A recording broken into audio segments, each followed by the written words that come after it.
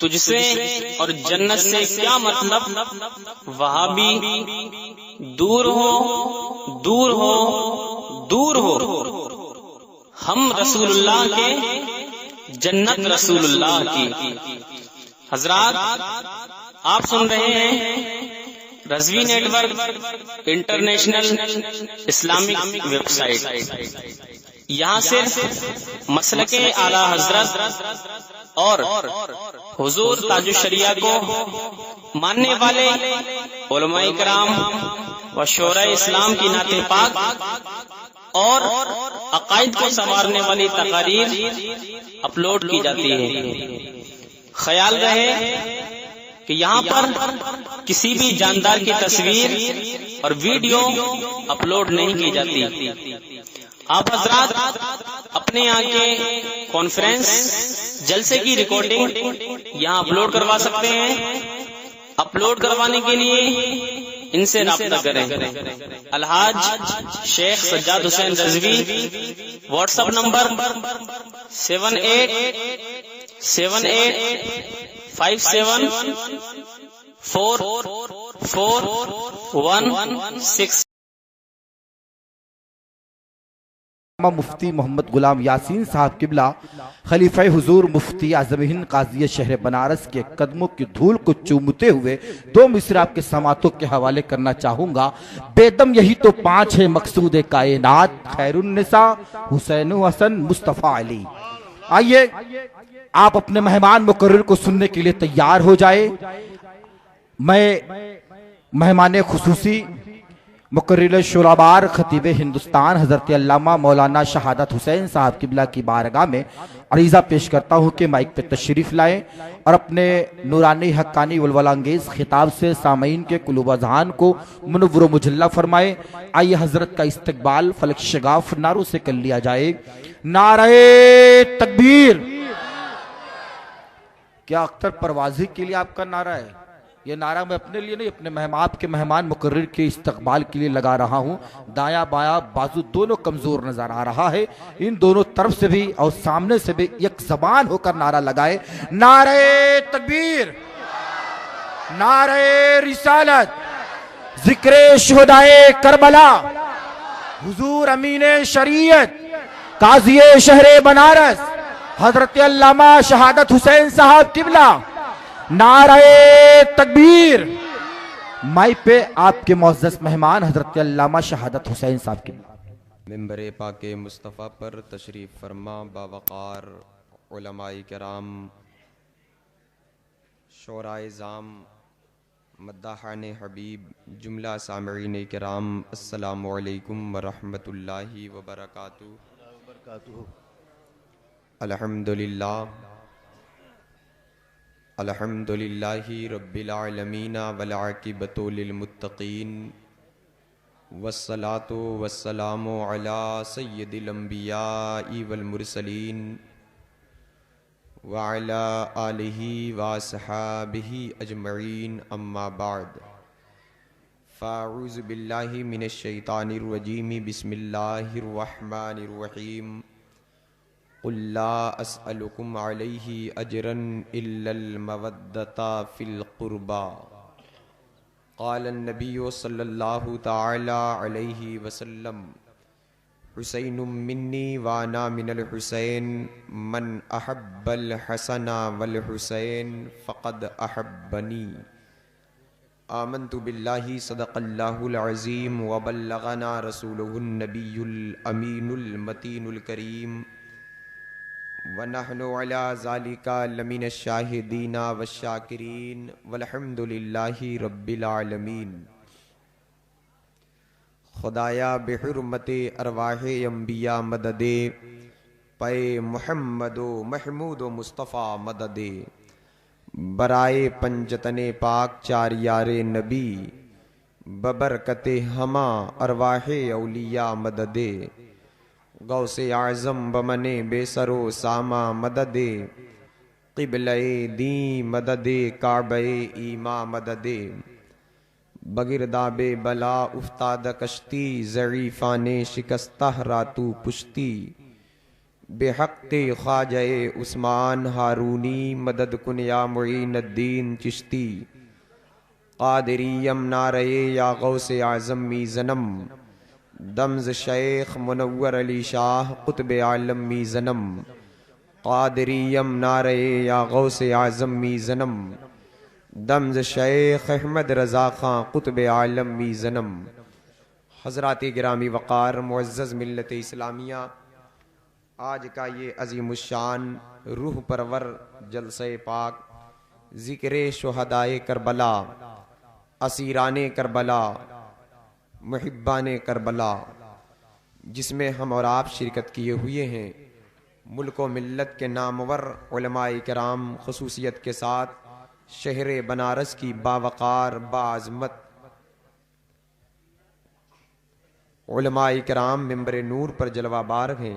खुसूसियत के साथ फ़क़ीह असर, पीर तरीक़त, रहबर राह शरीयत, गुले गुलजार रिज़वियत अल्लामा शाह गुलाम यासीन साहब क़िबला दामत बरकातहिमुल आलिया, काज़ी शहर बनारस, शहनशाह मसनद तदरीस जामे माक़ूल व मनक़ूल अल्लामा शाह अब्दुल हादी साहब क़िबला मद्दज़िल्लहुल आली व नूरानी और बावक़ार उलमाए किराम मिंबर नूर पर जलवाबार हैं, जिनके जमाल जहारा की ज़ियारत से हम और आप फैज़याब हो रहे हैं। मद्दाहाने हबीब से नाते पाक मनक़बत पाक सुनकर फैज़याब हुए। खुसूसियत के साथ मद्दाह शफ़ी महशर शायर अहले सुन्नत जनाब अख्तर परवाज़ साहब उलमाए किराम के बयानात से फैज़याब हुए। मुझसे क़ब्ल आपने ख़तीब अहले सुन्नत मुस्लिह कौम व मिल्लत नाशिर मसलक आला हज़रत हज़रत अल्लामा व मौलाना मोहम्मद जमील अख्तर साहब और हज़रत अल्लामा व मौलाना कमालुद्दीन साहब क़िबला से बड़े अच्छे अंदाज में फैज़याब हुए। अल्हम्दुलिल्लाह, ये हमारी आपकी मुश्तरका खुशनसीबी अल्लाह रब्बुल इज़्ज़त का बेपनाह फ़ज़ल और एहसान अज़ीम है कि अल्लाह ताला ने अपने महबूब के बेटों की महफ़िल में शिरकत करने की सआदत बख्शा। अल्लाह रब्बुल इज़्ज़त इस महफ़िल पाक को सजाने रचाने वालों और समाअत करने वाले जो यहाँ पर मौजूद हैं, सुनने सुनाने वाले, सबकी हाज़िरी को कबूल फरमाकर इसकी बरकत से दीन व दुनिया की तमाम तर भलाइयों से माला माल फरमाए। उलमाए किराम के कदमों का बोसा लेते हुए खुसूसियत के साथ अल्लामा शाह गुलाम यासीन साहब क़िबला, अल्लामा शाह अब्दुल हादी साहब क़िबला और बावक़ार उलमाए किराम के दुआओं का सहारा लेते हुए मैं अपनी तकरीर का आगाज़ करूँ, उससे कबल इंतहाई अदब व एहतराम के साथ अपने आका व मौला हुज़ूर ताजदार मदीना राहत क़ल्बो सीना रहमत आलम नूर मुजस्सम महबूब रब्बे अकरम सल्लल्लाहु ताला अलैहि वसल्लम की बारगाह के नाज में हदिया दरूद पाक पेश करें। बावाज़े बुलंद पढ़ें अल्लाहुम्मा सल्लि अला सय्यदना नबीना मौलाना मुहम्मदिन मादनिल जूद वल करम वालिही व अस्हाबिही व बारिक वसल्लिम सल्लु अलैहि सलातम व सलामन अलैका या रसूल अल्लाह सलातम व सलामन अलैका या सय्यदी या हबीब अल्लाह सल्लल्लाहु ताला अलैहि वसल्लम। एक मरतबा और जी लगाकर झूम कर पढ़ें अल्लाहुम्मा सल्लि अला सय्यदना नबीना मौलाना मुहम्मदिन मादनिल जूदी वल करम वालिही व अस्हाबिही व बारिक वसल्लिम। खैर व बरकत के लिए एक मरतबा और झूम कर पढ़ें सल्लल्लाहु अलन नबिय्यिल उम्मी वालिही सल्लल्लाहु अलैहि वसल्लम सलातम व सलामन अलैका या रसूल अल्लाह सलातम व सलामन अलैका या सय्यदी या हबीब अल्लाह सल्लल्लाहु ताला अलैहि वसल्लम।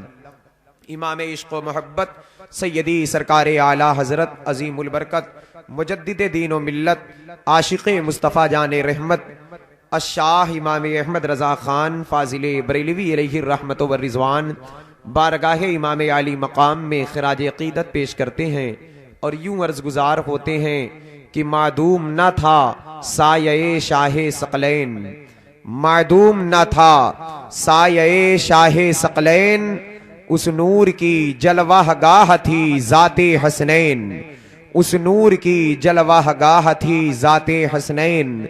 और तमसील ने उस साये के दो हिस्से किए, तमसील ने उस साये के दो हिस्से किए, आधे से बने हसन और आधे से हुसैन, आधे से बने हसन और आधे से हुसैन। शायर इस्लाम कहते हैं कि कौनैन में बुलंद है रुतबा हुसैन का, फर्शे जमी से अर्श तक शोहरा हुसैन का, बेमिसल है जहान में कुंबा हुसैन का, सुल्ताने दो जहां है नाना हुसैन का, सुल्ताने दो जहां है नाना हुसैन का, सुल्ताने दो जहां है नाना हुसैन का।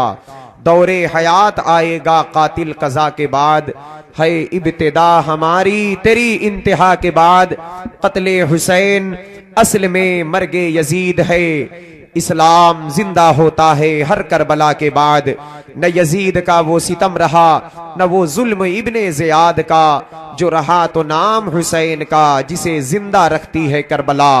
और इस राज से वाकिफ हैं जमाने वाले, जिंदा हैं मोहम्मद के घराने वाले सल्लल्लाहु ताला अलैहि वसल्लम।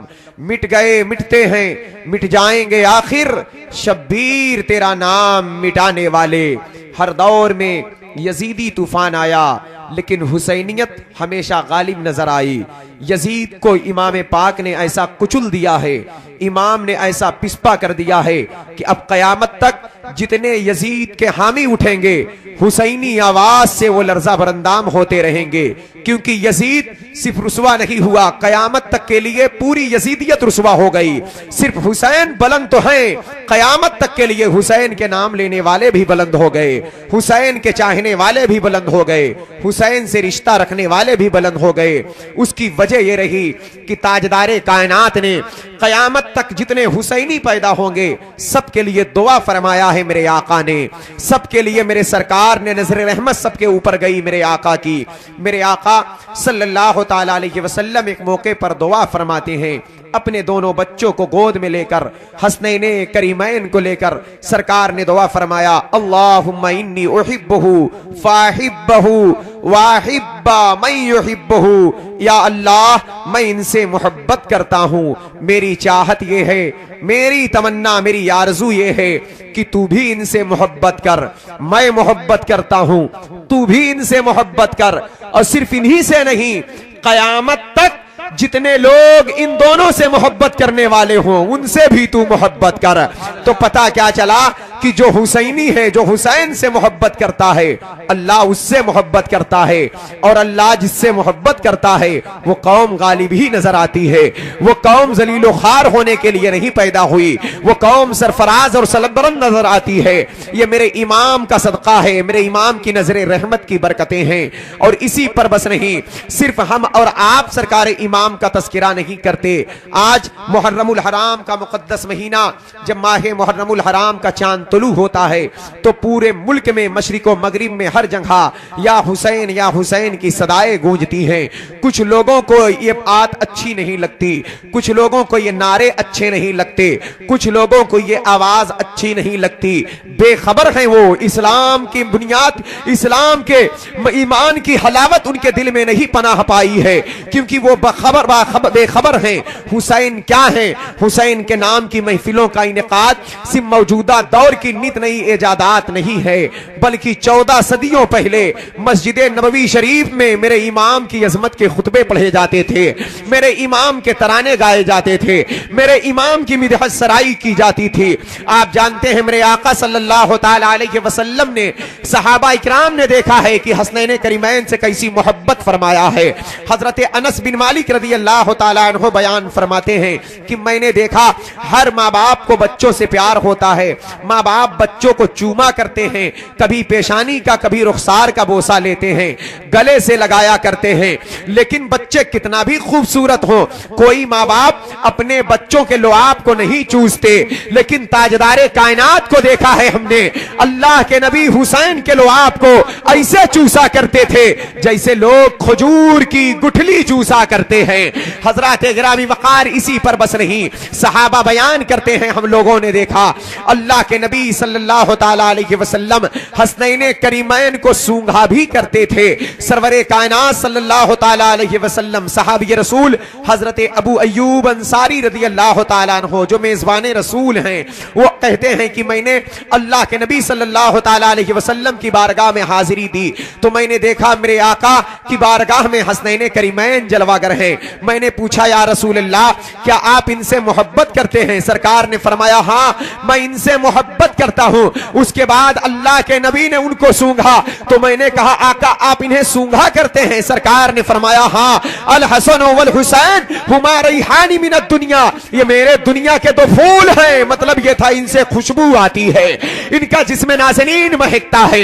आका क्या आपके बेटों का जिस्म महकता था?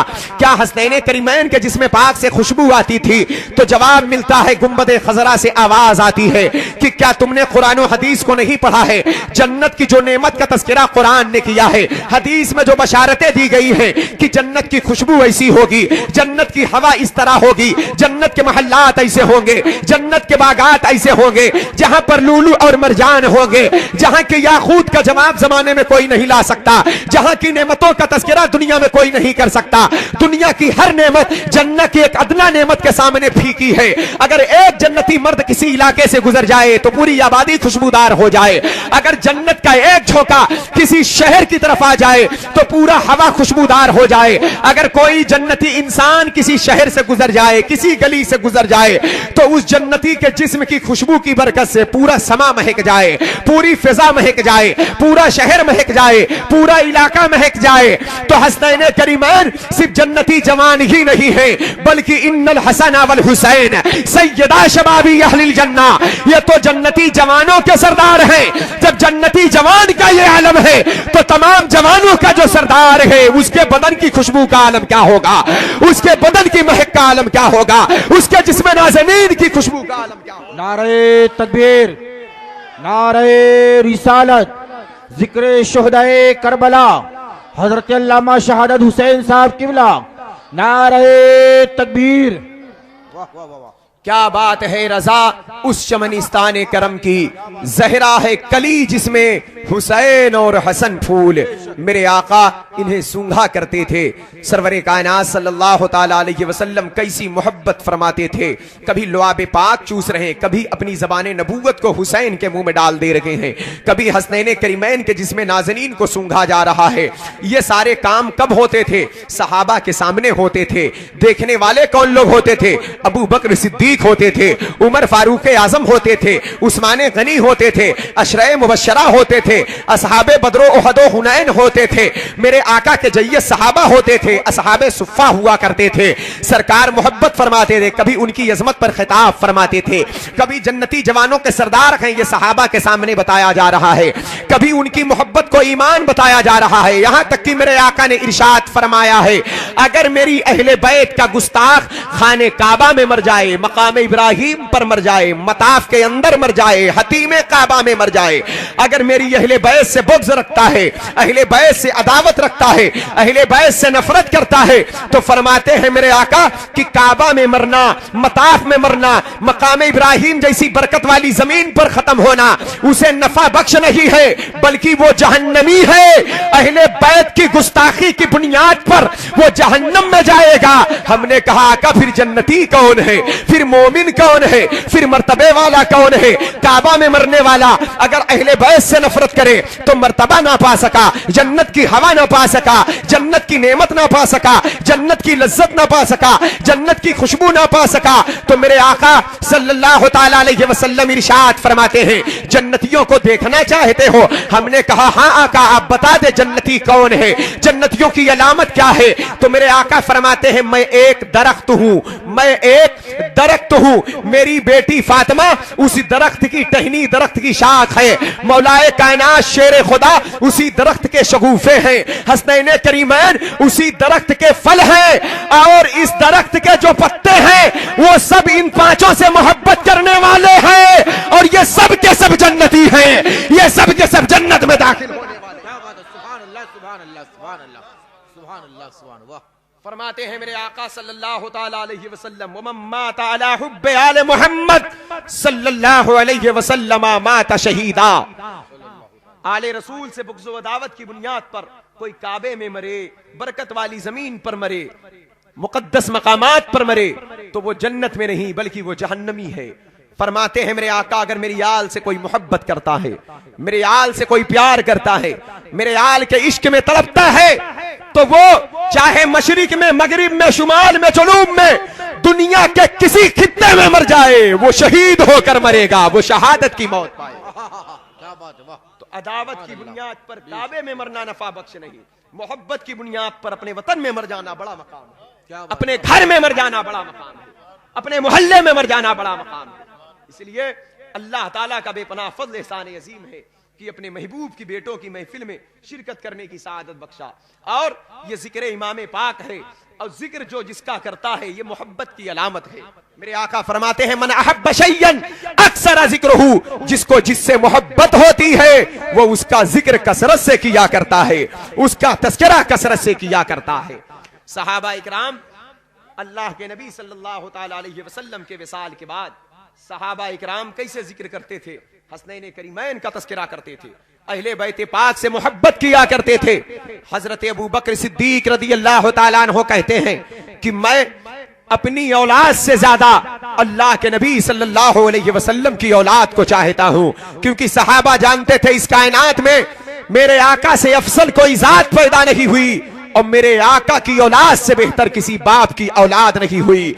सैयदना सरकार उमर फारूक आजम रज़ियल्लाहु ताला अन्हु का दौरे पाक है, और जिस वक्त आप खलीफा हैं, आपके दौरे खिलाफत में बड़े बड़े मुल्क फतेह हो रहे हैं। मेरे आका ने दुआ फरमाया था अल्लाहुम्मा अइज़्ज़िल इस्लाम बि उमर इब्न खत्ताब, ए अल्लाह उमर इब्न खत्ताब के हाथों से इस्लाम को इज्जत अता फरमा। बड़ा इज्जत पाया इस्लाम, मुरादे मुस्तफा हैं आप, आबरूए इस्लाम हैं आप, इज्जत इस्लाम है आप ही के दौरे पाक में शहरे मदाइन फतेह हुआ, बहुत सारा माल, बड़े दिरहमो दिनार हाथ आए, पूरा मुल्क इस्लामी इहाते में आ गया, वहां का सारा माल इस्लामी कब्जे में आ गया, मस्जिद नबवी शरीफ में ढेर लग गया उस माल को जिसे माल गनीमत कहा जाता है। मदीना पाक के मुसलमानों में वो माल तकसीम किया जा रहा है। सरकार उमर फारूक आजम अपने दस्ते पाक से तकसीम फरमा रहे हैं। इतने में सरकार इमाम हसन मुश्तबा सैयदुल अस्किया अपने कदम मुबारक से चलकर मस्जिद नबवी शरीफ में आते हैं और अर्ज गुजार होते हैं, या अमीरुल मोमिनीन, या खलीफतुल मुस्लिमीन, या इज्जत इस्लाम, या आबरूए इस्लाम, ए मुरादे मुस्तफा, अब अल्लाह की तरफ से माले गनीमत से जो मेरा हक मुकर्रर है आप मुझे अता फरमा दे। 1000 दिरहम को उठाया आपने और कहा बरकत वाले हाथ से आप इसे कबूल फरमा ले। थोड़ी देर के बाद शहीद करबला, शहजादे गुलगो कबा, राकिबे दोशे मुस्तफा सरकार इमाम अली मकाम इमाम हुसैन रज़ियल्लाहु ताला अन्हु तशरीफ लाए। उन्होंने भी यही कहा, आका या अमीरुल मोमिनीन, अल्लाह की तरफ से जो मेरा हक है आप मुझे अता फरमा दे। 1000 दिरहम को उठाया और कहा इब्ने रसूल, नूरे नजरे बतूल, बरकत वाले हाथ से आप कबूल फरमा ले। थोड़ी ही देर के बाद हजरत उमर फारूक आजम के बेटे हजरत अब्दुल्ला आ गए। अब्दुल्ला ने आकर कहा, अब्बा हुजूर, जो मेरा हक है आप मुझे अता फरमा दे। तो सरकार उमर फारूक आजम ने अपने बेटे अब्दुल्ला को 500 दिरहम उठाया और अब्दुल्ला को दे दिया। अब्दुल्ला को यह बात बशरी तकाजे की बुनियाद पर नागवार गुजर गई। कहा, अब्बा हुजूर, हसनैन करीमैन को 1000 दिरहम दिया है आपने और मुझे 500 दिरहम दिया है। हालांकि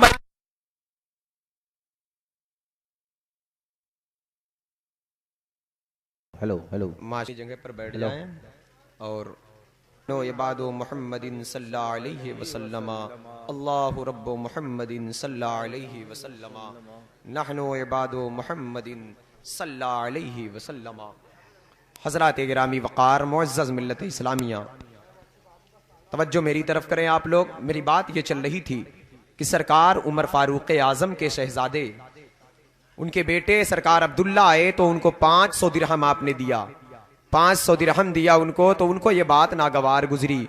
उन्होंने कहा, अब्बा हुजूर, हसनैन करीमैन को 1000 दिरहम दिया और मुझे आपने 500 दिरहम दिया। तो सरकार उमर फारूक आजम ने फरमाया, बेटा तो क्या हुआ? कहा, अब्बा हुजूर, मैं उनसे उम्र में बड़ा हूं, मेरी उम्र उनसे ज्यादा है, उनकी उम्र मुझसे कम है, मैं उम्र में उनसे बड़ा हूं। ये लफ्ज़े बड़ा का इस्तेमाल सुनकर हजरत उमर फारूक आजम रज़ियल्लाहु ताला अन्हु का तेवर बदल गया। आप जानते हैं आज बदअकीदे चीखते रहते हैं माज़अल्लाह कि नबी हमारे बड़े भाई हैं। इन बदअकीदों से कह दो नजदियों, होश में आओ, अपने ईमान का जनाजा ना निकालो। जानते हो कल यही बात सरकार के चचा अब्बास से पूछी गई थी। सहाबा इकराम ने पूछा था चचा अब्बास से, जो बद्र के कैदियों में गिरफ्तार होकर आए थे। चचा अब्बास से पूछा था कि आप ये बताएं कि आप बड़े हैं या अल्लाह के नबी बड़े हैं। तो चचा अब्बास का अदब भरा कलाम सुनो कि जो अदब किसे कहते हैं, अदब रसूल क्या चीज है, ताजीम रसूल क्या चीज है। हजरत अब्बास रदियल्लाहु ताला अन्हु ने कहा कि अल्लाह के नबी सल्लल्लाहु अलैहि वसल्लम के सहाबा सुनो सुनो, मैं सिर्फ पैदा पहले हो गया हूं, बाकी बड़े मेरे आका ही हैं, बड़े आमिना के लाल ही हैं। उनकी उम्र मुबारक बज़ाहिर 2 साल पहले पैदा हो गए थे, तो कहते हैं बड़े मेरे आका हैं। आज यही बात अब्दुल्ला कह रहे हैं उमर फारूक आजम के सामने कि अब्बा हुजूर, मैं उम्र में इनसे बड़ा हूं, तो आप मुझे कम दिए, उनको ज्यादा दे दिए। सरकार उमर फारूक आजम ने पूछा, बेटा अपने बाप का नाम बताओ। कहा हुजूर ये कोई पूछने की बात है, कोई बाप अपने बेटे से पूछे कि बाप का नाम बताओ, आप ही मेरे बाप हैं। माँ का नाम बताओ, दादा दादी नाना नानी का नाम बताओ, खालाओं फूफियों का नाम बताओ। जब बेटा नाम बता चुका तो अब हजरत उमर फारूक आजम कहते गौर से सुनो, ये खिताब सरकार उमर फारूक आजम का मस्जिद नबवी शरीफ में हो रहा है। आज इमाम की महफिलें जब सजाई जाती है तो लोगों के सीनों में जलन होती है। ममलकते नजदियत से कह देना, अरे जालिमों, अहले बैत की अजमत की महफिल का इनेकाद करना यह 14वीं सदी की कोई नई इजादात नहीं है। मस्जिद नबवी के मेहराबो मेंबर गवाह है, दौरे सहाबा में हुसैन की अजमत के खुतबे पढ़े जाते थे, हुसैन के नाम के तराने गाए जाते थे। सरकार उमर फारूक आजम रदियल्लाहु ताला अन्हु ने कहा कि अहले मदीना तुम भी सुनो और मेरे बेटे अब्दुल्ला तुम भी सुनो, हम में से कोई शख्स ऐसा नहीं है कि जो अपनी औलाद को हुसैन के मुकाबिल ठहरा दे, क्योंकि जानते हो ये हसनैन करीमैन कौन है। इनकी नानी सैयदा खदीजतुल कुबरा है जिन पर अल्लाह का सलाम आया है। इनके नाना मोहम्मद मुस्तफा है जिन पर रब का कुरान नाजिल हुआ है। इनकी माँ सैयदा मखदूमा फातिमा ज़हरा है जिनकी तहारत पाक और अजमत का तस्करा कुरान ने किया है। इनके बाप मौला अली शेर खुदा है जिनको अल्लाह के नबी ने अपना भाई करार दिया है, अपना भाई कहा है, उनसे मोहब्बत फरमाई है, उनको बाबुल इल्म कहा है, बाबुल हिकमत कहा है।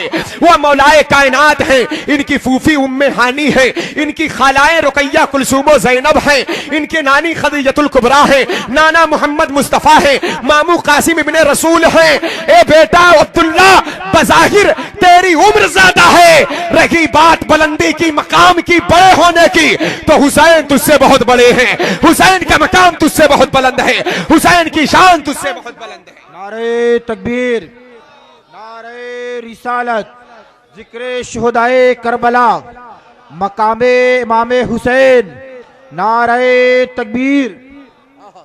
कौनैन में बुलंद है रुतबा हुसैन का, फर्श जमी से अर्श तक शोहरा हुसैन का, बेमिसल है जहान में कुंबा हुसैन का, सुल्ताने दो जहां है नाना हुसैन का। हजरत गिरामी वकार हजरत अब्दुल्ला सरकार उमर फारूक आजम के बेटे जो सहाबी रसूल हैं, बहुत बड़ा मकाम है इनका। वो बचपने की बात थी जो बशरी तकाजे की बुनियाद पर कहा, अब्बा हुजूर आप मुझे 500 दिरहम दिए, हसनैन करीमैन को 1000। तो हजरत उमर फारूक आजम ने यह खुतबा पढ़ा है हसनैन करीमैन का। अल्लाह तबारक व तआला जब किसी बात को कहलवाना चाहता है तो कहने कहलवाने का सबब खुद पैदा करता है। हजरत अब्दुल्ला ने यह मामूली सा एतराज किया था, आज कयामत तक के लिए फारूक आजम की जबान से हुसैन की अजमत के तराने सुनने में आ रहे हैं। आज की राफियत की गर्दन कलम हो गई। पता क्या चला, अमीरुल मोमिनीन उमर फारूक आजम पर, अबू बकर सिद्दीक पर जो ये जालिम कौम इल्जाम आयद करती है कि ये गुस्ताखे अहले बैत थे, नहीं बल्कि ये गुस्ताखे अहले बैत रही थे। अहले बैत पाक से मोहब्बत करने वाले थे, अहले बैत पाक की अजमत पर खिताब किया करते थे, उनकी शान के कसीदे पढ़ा करते थे। हज़रात गिरामी वक़ार, और आगे चले देखें, सरकार उमर फारूक आजम रज़ियल्लाहु ताला अन्हु ने अपने पाकीज़ा अमल से यह साबित कर दिया कि, और अपने खिताब से यह साबित कर दिया कि हुसनैन करीमैन का मकाम बहुत बुलंद है।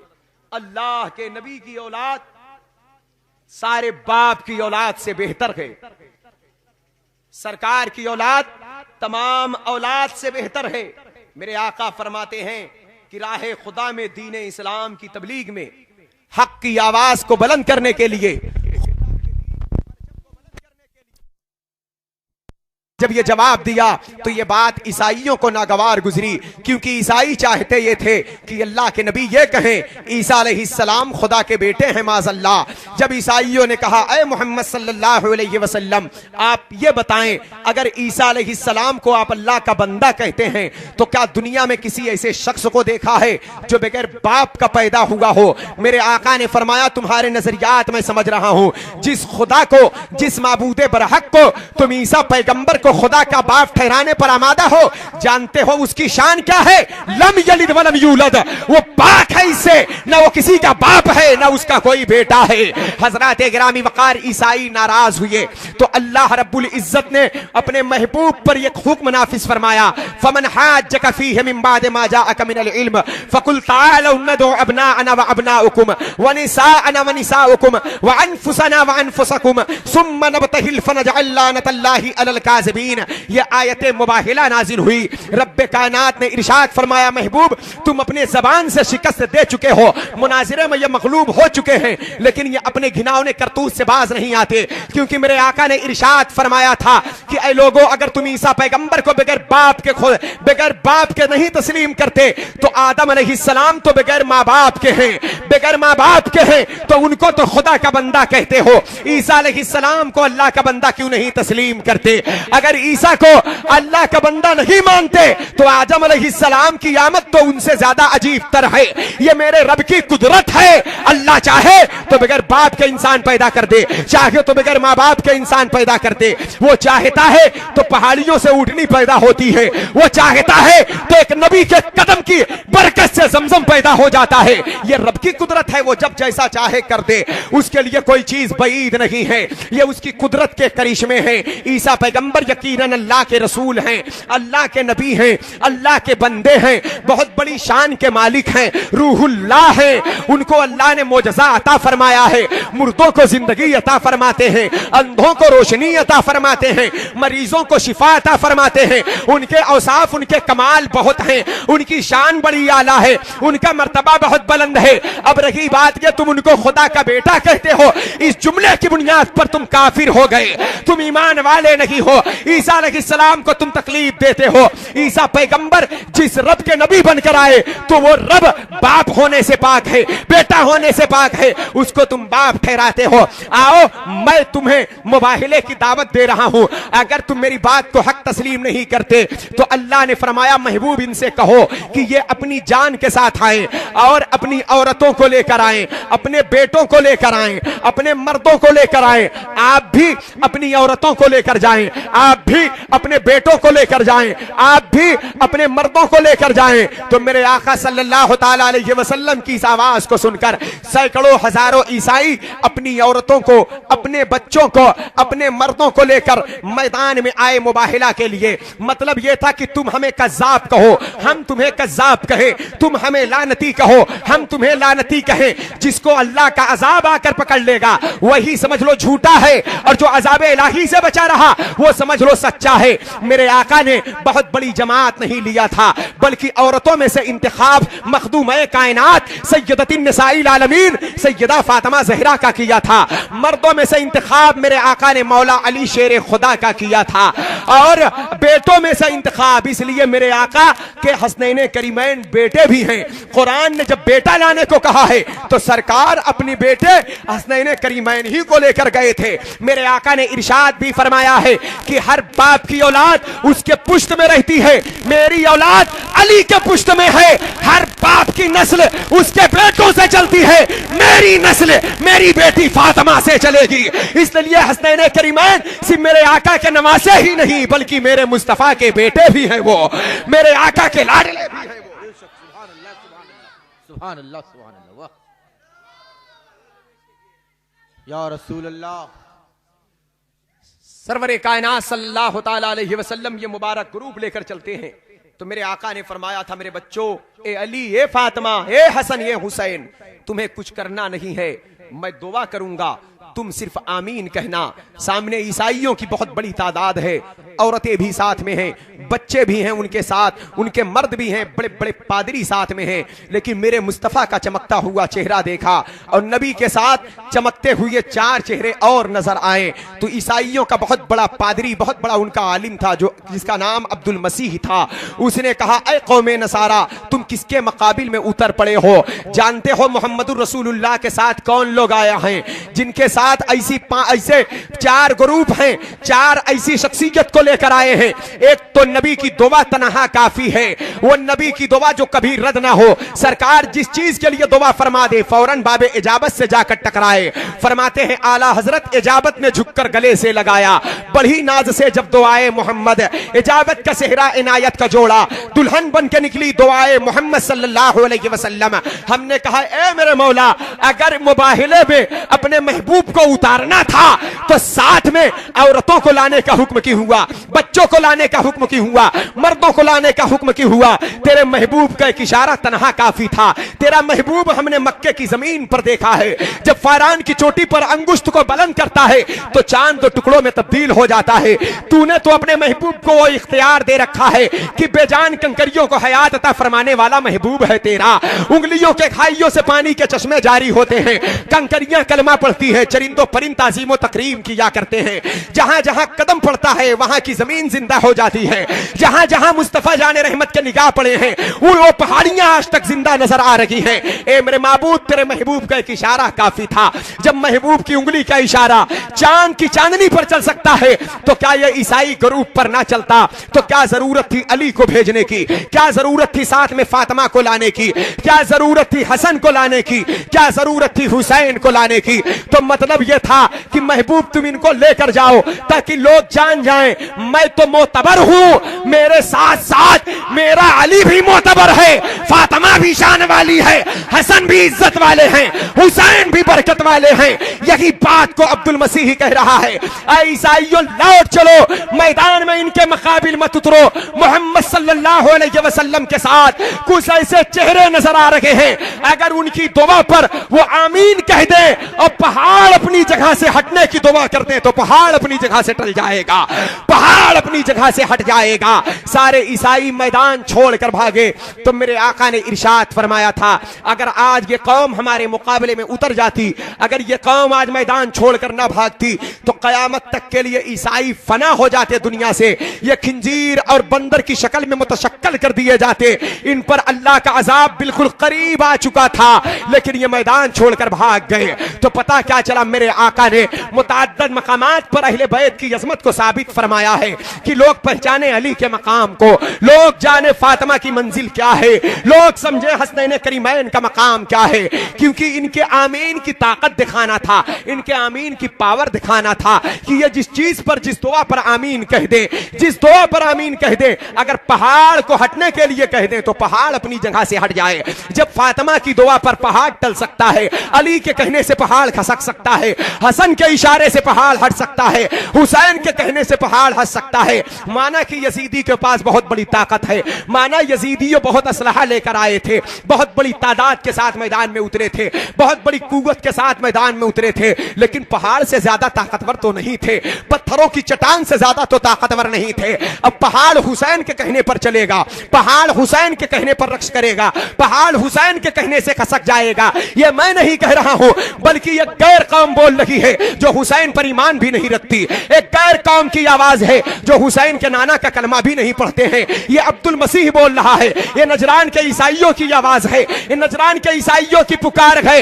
तो पता क्या चला, ए हुसैन, जब आप इतने पावरफुल हैं तो करबला में खामोश क्यों खड़े हैं? करबला में ताला क्यों लगा दिया है? करबला में सारी कुव्वतें आपकी नजर क्यों नहीं आ रही हैं? अली अकबर की शहादत हो रही है, कासिम की जिंदगी लुट रही है।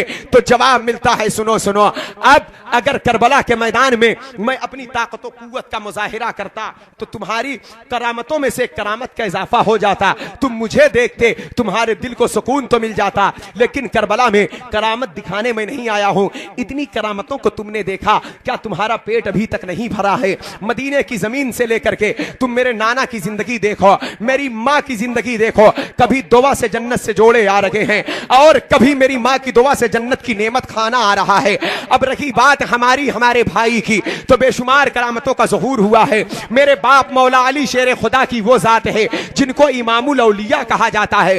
कदम कदम पर बरकतें ही बरकतें नजर आ रही हैं। उस बाप का बेटा हूं कि आज जिस फुरात पर ये कब्जा करके बैठे हैं, वो फुरात मेरे बाप के इशारे पर चलता है। क्या वो तारीख या कूफा की काम भूल गई जब फुरात के दरिया ने अपनी जुल्फे को बिखेर दिया था और लोगों की खेतियां सड़ रही थी, बर्बाद हो रही थी? तो यही कूफे के बाशिंदे थे, यही कूफे के लोग थे, इन्हीं के आबाओ अजदाद थे। मेरे बाप के पास आकर कहते थे, सरकार आप तौबा कर दे, ये सैलाब थम जाए, वरना हमारी खेतियां सड़ जाएगी, बच्चे हमारे भूखे मर जाएंगे, एक एक दाने एक एक अनाज के लिए ये काम तरस जाएगी। तो वालिदे बुजुर्गवार ने नाना जान का जुब्बे मुबारक पहना था और हम दोनों भाइयों को भी साथ लिया था, हाथ में असा मुबारक लिया था और दरियाए फुरात के किनारे आकर वालिदे बुजुर्गवार ने 2 रकत नमाज अदा फरमाई थी। उसके बाद अपने असा को फुरात के अंदर डाला था और एक लकीर खींचा, कहा कि फुरात कम हो जा। तो जहां लकीर खींचा उतना पानी फौरन कम हो गया। तो लोगों से पूछा, इतने में जरूरत पूरी हो जाएगी? लोगों ने कहा, सरकार और कम कर दें। तो आपने फिर एक लकीर खींचा, कहा अब तो तुम्हारी खेतियों का नुकसान नहीं होगा। लोगों ने कहा, हुजूर अब खेतियों का नुकसान नहीं होगा। तो हजरत गिरामी वक़ार बाज मुअर्रिखीन का कहना है, मौलाए कायनात शेर खुदा फातिह खैबर दामादे रसूल ने आज से 1400 वर्ष पहले फुरात पर जहां पर लकीर खींचा था, आज तक उसके ऊपर पानी नहीं बहा है, आज तक उसके ऊपर पानी नहीं गया। तो मैं उस बाप का बेटा हूं, मैं उस बाप का बेटा हूं। तो क्या ये यजीदी आपके सामने है, आपके बच्चों को कुर्बान किया जा रहा है, तो आप खामोश क्यों खड़े हैं? आप सब्र और इस्तिकामत की चट्टान बन करके यजीदियों के मुकाबिल में उस पहाड़ को क्यों नहीं बुलाते?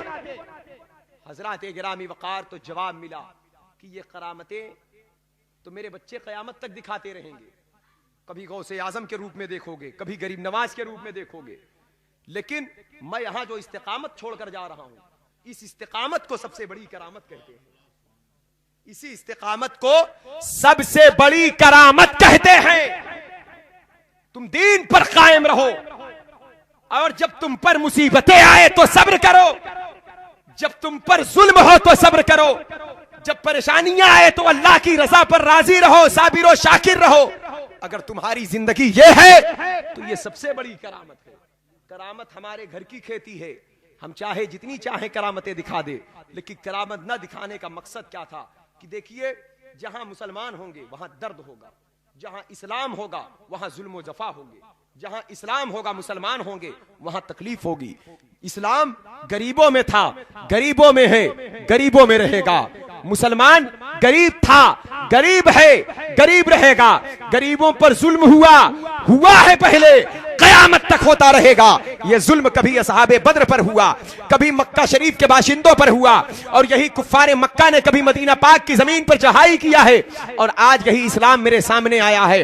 तो अगर मैं इस यहाँ पर दर्द की जिंदगी छोड़ कर ना जाऊंगा, तो कल जब यही दर्द तुम्हारे पास पहुंचेगा, यही तकलीफ तुम्हारे पास पहुंचेगी, तो करामत वाला मैं हूं। और जब तुम्हारे पास करामत नजर ना आएगी तो तुम ये कहते हुए नजर आओगे कि देखो हुसैन के पास करामत थी, अपने बाप दादाओं की दी हुई ताकत की बुनियाद पर, करामत की बुनियाद पर अपनी मंजिल को फतेह कर लिया, अपनी औलाद को बचा लिया। और जब दाना पानी बंद हुआ तो इशारे से दाना को मंगा लिया, पानी को मंगा लिया। और कल यही तकलीफ जब तुम्हारे पास है तो तुम्हारे पास करामत ना रहेगी, तो तुम्हारी आंखों से आंसू आएंगे, ये चीज बार बार तुम्हारे जिस्म पर चुभेगी। इसलिए मैं तुम्हारे सामने एक ऐसा दर्द छोड़कर जाऊंगा, एक ऐसी इस्तिकामत छोड़कर जाऊंगा कि जब जब दीन की राह में तुम पर परेशानियां आएगी तो तुम्हारा दिल निढाल होगा, लेकिन जब निगाह करबला पर पड़ेगी तो तुम्हें सुकून अता हो जाएगा, तुम्हें करार अता हो जाएगा। नारे तकबीर, नारे रिसालत, जिक्र शुहदाए करबला, हजरत अल्लामा शहादत हुसैन साहब किबला नारे तकबीर। दूसरी बात यह है, करामतों का ज़ुहूर वहां पर होता है जहां पर तबलीग मकसद हो, दीन की तबलीग, कुफ्फारों मुशरिकीन को कलमा पढ़ाना हो। और आज आंखों के सामने जो हैं, ये सब कलमा पढ़ने वाले हैं, ये सब जानते हैं हक क्या है, बातिल क्या है, ये सब जानते हैं कि इस्लाम क्या है, सच्चा दीन क्या है, ये सब जानते हैं हुसैन कौन है, हुसैन का मकाम क्या है, ये सब जानते हैं हुसैन की अजमत क्या है, हुसैन की मंजिल क्या है। अब यहां पर मैं करामतों को दिखाकर अब मैं क्या साबित करूं, इस्लाम सच्चा मजहब है। अरे अब क्या देखेंगे, ये चांद को दो टुकड़े होते देखा, अरे इन्होंने अब क्या देखेंगे, कंकरी ने कलमा पढ़ा है, ये कहते हैं हम मोमिन है, कुरान पढ़ते हैं। एक तरबती सात वन शक्कल कमर, चांद दो टुकड़े हो गया, कयामत करीब आ गई। अगर कुरान पर ईमान रखते हो तो चांद दो टुकड़े कैसे हुआ है, क्या इससे बड़ा मौजज़ा चाहिए। अरे इस्लाम सच्चा मजहब है, ये जानते हैं, लेकिन ये जानबूझकर मुझ पर जुल्म कर रहे हैं। इसीलिए मेरे बाप मौला अली शेर खुदा ने इरशाद फरमाया है कि गुनहगार जहन्नम में नहीं जाएगा, बल्कि गुनाह पर ढिठाई करने वाला जहन्नम में जाएगा। और ये जो सामने है, ये सिर्फ गुनहगार ही नहीं है, बल्कि ये गुनाह पर ढिठाई करने वाले हैं। हाँ, मैं इनको तौबा की दावत दे रहा हूं, मैं इनके सामने राह हक कायम कर रहा हूं। मेरे आका सल्लल्लाहु अलैहि वसल्लम ने जिसकी बशारत पहले ही अता फरमाया था, सरकार ने इरशाद फरमाया, हुसैन मिन्नी वाना मिनल हुसैन, हुसैन मुझसे है, मैं हुसैन से हूं। आका हुसैन आपसे हैं। ये बात तो समझ में आती है, आप हुसैन से कैसे हो गए, ये मुअम्मा समझ में नहीं आ रहा है। कायनात आपसे है, कायनात की जान है आप मेरे आका, रब की रबूबियत का ज़ुहूर आपसे है, खुदा की शान आपसे है, रब की कुदरत का ऐलान आपसे है, ला इलाहा इल्लल्लाह के तराने आपसे हैं, जन्नत की नेमत आपसे है, हूरो गिलमान की जीनत आपसे है, अंबिया के मोजज़ात आपसे हैं, अय्यूबी सब्र आपसे है, ईसा का ज़ोदो तकवा आपसे है, चांद की चांदनी सूरज की किरणें आपसे हैं, कायनात की रंगरैलियां आपसे हैं, इंसानों का ज़ुहूर आपसे है, फरिश्तों का वजूद आपसे है, मेरे आका सब आपसे हैं, तो हुसैन भी आपसे हैं। तो आप हुसैन से कैसे हो गए। आप कहते हैं अना मिन नूरिल्लाह, मैं अल्लाह के नूर से हूं। मेरे मुस्तफा जब आप रब के नूर से हैं, तो आप हुसैन से कैसे हो गए। आका आप रब की शान बनकर आए, तो आप हुसैन से कैसे हो गए। आका जमाना आपको देखता है, खुदा को पहचानता है, हुसैन तो बाद में पैदा हुए, आप हुसैन से कैसे हो गए। तो जमाने ने देखा था, रसूल पाक ने हुसैन को बचपन में अपनी जबान को उनके मुंह में डाला था, बेटा इस जबान को चूसो। दुनिया ने कहा था ये नाना नवासे की मोहब्बत है, ये नाना नवासे का प्यार है, लेकिन देखो जितनी बड़ी जात होती है उसका हर फेल उतना ही बड़ा होता है। नबी ने जो नवासे से मोहब्बत फरमाया है, इसलिए तो मोहब्बत फरमाया ही है आका ने कि ये मेरी फातिमा के बेटे हैं, फातिमा के नूरे नजर हैं, अली के लख्ते जिगर हैं, ये मेरे नवासे हैं। लेकिन मेरे सरकार ने जो मोहब्बत फरमाया है, हुसैन के वजूद में करबला का मैदान मौजूद था, हुसैन की जात में मुस्तफा करबला देख रहे थे। और करबला के मैदान एक ऐसा मार्का है कि जहां पर एक तरफ इस्लाम है, एक तरफ कुफ्र है, एक तरफ बातिल ताकतें हैं, एक तरफ सदाकत है, एक तरफ शराफत है, एक तरफ शरारत है, एक तरफ जन्नत की राह है, दूसरी तरफ जहन्नम का दलदल है। और हुसैन को आका ने देखा, कहा मेरे बेटे हुसैन तुम्हारा नन्हा सा वजूद है, बड़ी प्यारी जान है तुम्हारी, जन्नती फूल हो तुम, जन्नती जवानों के सरदार हो तुम। मैं देख रहा हूं कि कल करबला के मैदान में तुम्हारे सामने एक यजीद होगा, उसके 22,000 चेले चापड़ होंगे, उन 22,000 में कुछ ऐसे तेवर होंगे जहां पर 22,000 के तेवरों में कहीं पर नमरूदी तेवर होगा, कहीं शद्दादी तेवर होगा, कहीं फिरौनी तेवर होगा, कहीं बूजहली तेवर होगा, कहीं बुलहबी शरारतें होंगी। ए बेटा तुम इतने लोगों का मुकाबला कैसे करोगे। नाना जान मैं तन्हा इतना मुकाबला कैसे करूंगा। अय्यूबी सब्र चाहिए मुझे इनके मुकाबले के लिए, नमरूद की नमरूदियत को तबाह करने के लिए इब्राहिम की खुल्लत चाहिए, फिरौन के लश्कर को जलाहो जलाल को बर्बाद करने के लिए मुझे हजरत मूसा का जलाल चाहिए, बूजहल बूलहब की हरकतों को तबाह करने के लिए मुझे आपके मोजज़ा का अक्स चाहिए। तो आका ने अपनी जबान मुबारक को डाल दिया, बेटा हुसैन इस जबान को चूसो। सरकार ने जब जबान मुबारक को डाला तो हुसैन जबान चूस रहे हैं, जबान नहीं बल्कि उस पर्दे में अय्यूबी सब्र पिलाया जा रहा है। करबला की तैयारी हो रही है, नमरूद को तबाह करने की ताकत बख्शी जा रही है। यहां तक कि इब्राहिम की खुल्लत ले लो, अय्यूबी सब्र ले लो, जकरिया की तहारत ले लो, एक हुसैन को तैयार किया मेरे मुस्तफा जाने रहमत ने। यहां तक कि हुसैन की पाकीज़ा जिंदगी मदीना पाक की मुकद्दस सरजमीन पर गुजरती रही। मेरे सरकार का विसाल हो गया। विसाल पाक के बाद अबू बकर सिद्दीक का दौरे पाक आया। ये इस्लाम आपके हाथों से फैलता फूलता रहा। तकरीबन 2.5 साल तक मनसबे खिलाफत पर फायज रहे आपने भी अपने नबी के कदमों में जाकर अपनी आंखों को बंद करके आराम करने का अज़्म मुसम्मम बांध लिया। उसके बाद सरकार उमर फारूक आजम का दौरे पाक आया। 10 साल तक मदीने पाक की मुकद्दस सरजमीन से इस्लाम की याबियारी होती रही। कैसरो किसरा के बड़े बड़े महल्लात आपके रूगो दबदबा से दहलते रहे। यहां तक कि इब्लीस की इब्लीसियत आपकी जाते बाबरकात से फना होती नजर आई है। इब्लीस ने सब परवार किया है, लेकिन जहां जहां उमर का गुजर हुआ है वहां वहां से इब्लीस ने अपना रास्ता फरार कर लिया है। हजरत उस्मान गनी की सखावत की दरिया बहती रही। इस्लाम फैलता फूलता रहा। बातिल ताकतों ने बड़ी ताकत और कुव्वत के साथ इस्लाम को मिटाने की कोशिश की है। कभी राफिजियत ने अपने आप को हक पर साबित करने के करके मौलाए कायनात शेर खुदा को खुदा का बेटा या खुदा कह दिया है। राफिजी एक कौम थी, राफिजियत जो मौला अली के मुहिब बनते थे। मौलाए कायनात को खुदा कह दिया उनके मोजज़ात, उनके करामात को देखकर, उनकी मंजिल, उनकी बुलंदी को देखकर, उनके इल्म को देखकर, उनकी शान और शौकत को देखकर। अली किसी मामूली बशर का नाम नहीं है। अली मुस्तफा जान रहमत के प्यारे का नाम है। वो अली की जात है जिसके हर नाम, जिसके नाम से बला टल जाती है। वो सरकार अली है। राफिजियों ने आपको खुदा कहा तो आपने कहा मैं तुम्हारे साथ जिहाद करूंगा। मैं खुदा नहीं हूं, खुदा के नबी का गुलाम हूं, खुदा के रसूल का गुलाम हूं। लेकिन लोग आमादा रहे, बात मानने पर तैयार न हुए। तो सरकार अली ने एक आग लगवाया और आग में लगवा कर तकरीबन हजारों राफिजियों को जलवा दिया था मौलाए कायनात ने, और ऐलान कर दिया था कि जो मुझे खुदा कहेगा मैं उसे आग लगवा कर जला दूंगा। तो जो राफिजी बचे थे कहते थे यही तो खुदा होने की एक अलामत और है। अब तक तो हमारा ईमान कच्चा था, हम और पक्के हो गए।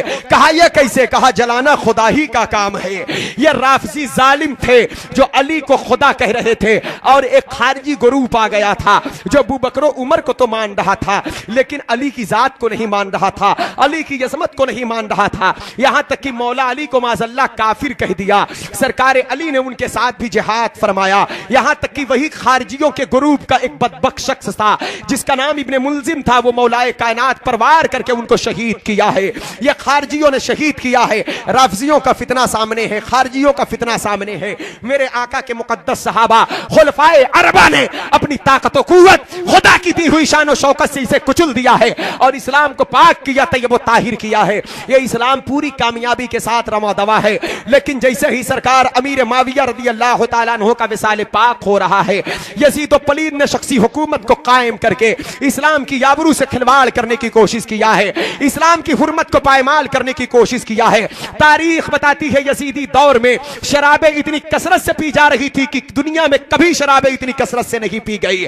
सगी फूफी के साथ ये जालिम निकाह करके बैठ गया था, जो कि कुरान ने कहा है हुर्रिमत अलैकुम उम्महातुकुम व बनातुकुम व अखवातुकुम व अम्मातुकुम व खलातुकुम व बनातुल अख व बनातुल उख्त।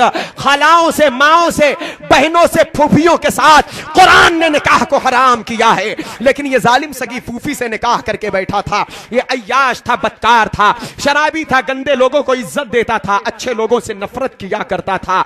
और इसी आलम में सरकार इमाम से बैयत का मुतालबा किया है। जैसे ही वलीद बिन मुगय्यरा को उभारा है मदीने की सरजमीन पर बैयत करने के लिए, मरवान ने वलीद बिन मुगय्यरा से कहा था, जालिम मरवान मदीना शरीफ में बहुत बड़ा मुनाफिक था उस दौर में। यह जालिम ने कहा था कि वलीद बिन मुगय्यरा अगर हुसैन बैयत ना ले तो उनकी कत्ल कर देना। तो वलीद ने कहा था कि यजीद की बैयत के लिए मैं फातिमा के शहजादे को कत्ल नहीं कर सकता।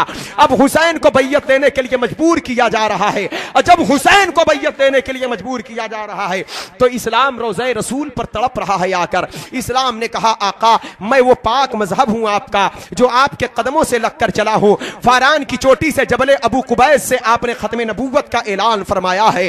ला इलाहा इल्लल्लाह की सदा बुलंद हुई है। मक्के की सरजमीन पर यह इस्लाम फैलता फूलता रहा। जब यह कौम सताने पर आमादा हुई तो आपके दामन करम से लगकर मैं मदीना पाक आ गया। ये इस्लाम मदीने की जमीन से चारों तरफ फैलता रहा, इस्लाम की खुशबू से लोग पाकीज़ा होते रहे। न जाने कितने गंदे आए अच्छे हो गए, कितने बुरे आए भले हो गए, कितने जहन्नमी आए जन्नती हो गए, कितने बदकार आए साहिब किरदार हो गए, कितने नापाक आए पाक और पवित्र हो गए। आका जिस इस्लाम की बरकतों को आपने फैलाने के लिए कायनात में पक्का इरादा फरमाया था, यह इस्लाम सारी कायनात में फैले फले फूले। अभी तकरीबन 60 बरस गुजरे हैं हिजरत किए हुए, आपका विसाल हो गया, पर्दा फरमाए हुए 40 ही बरस गुजरे हैं मेरे आका। और आपके विसाले मुबारक ही के बाद आज इस्लाम किसी नापाक हाथ में चला गया है। वो इस्लाम की फूलती हुई पनखड़ी को अपने हाथ में लेकर मसल देना चाहता है। सिद्दीक की सदाकत की जरूरत है, आपने कदमों में सुला लिया है उन्हें।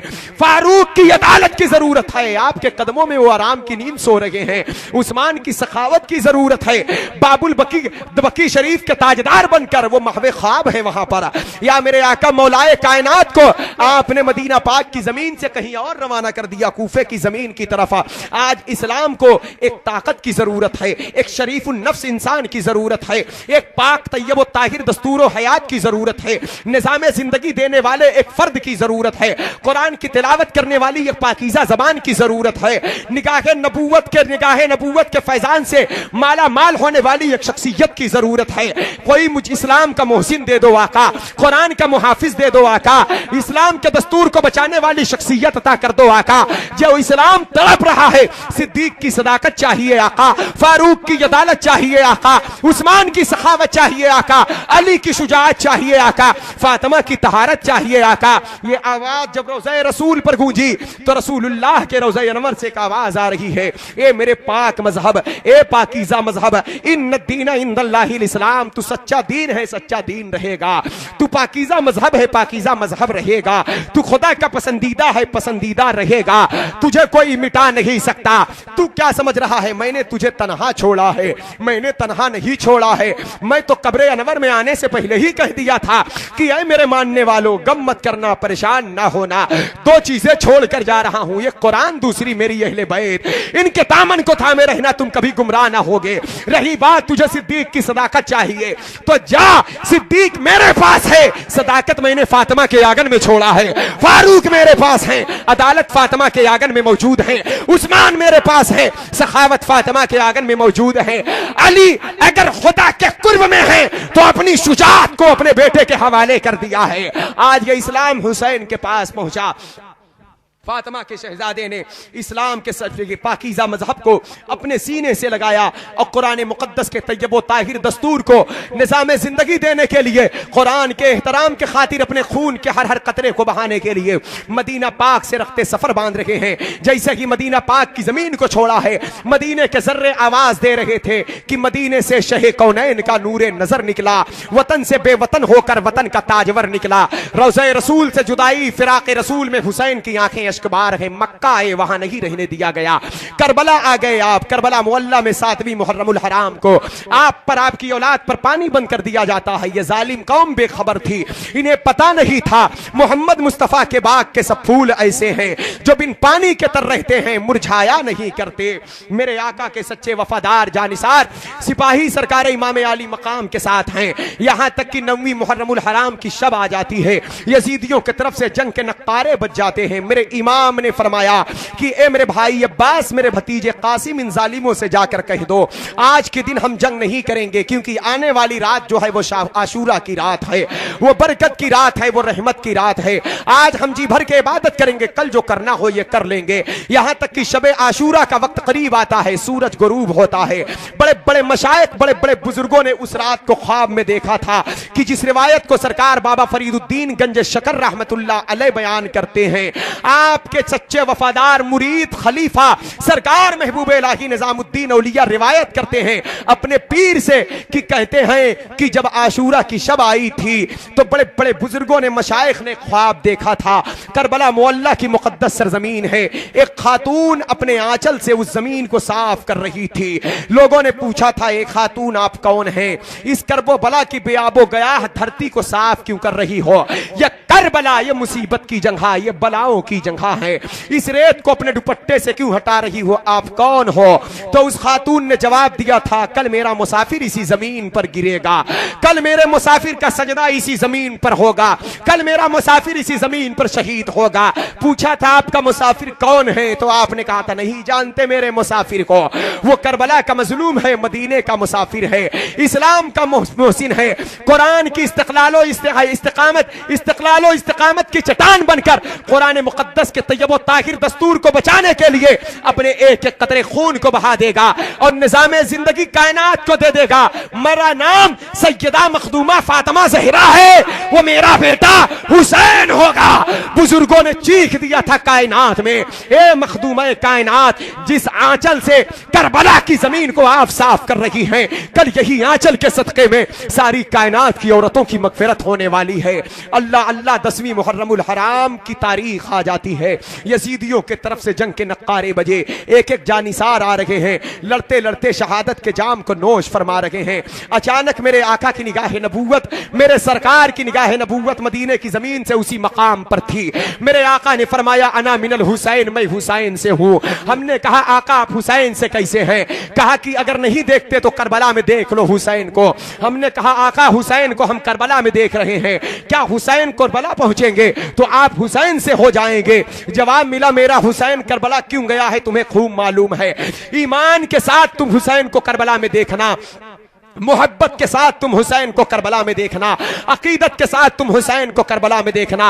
अगर ईमानी निगाह से हुसैन को करबला में देखोगे तो हुसैन करबला में खिलाफत के लालच में नहीं, दीन को बचाने के लिए गए हैं, कुरान को बचाने के लिए गए हैं। अगर दीन है तो कुरान है, कुरान है तो कुरान में मुस्तफा की अजमत का बयान है, नमाज है तो अजान है, अजान है तो अजान में नबी का नाम है।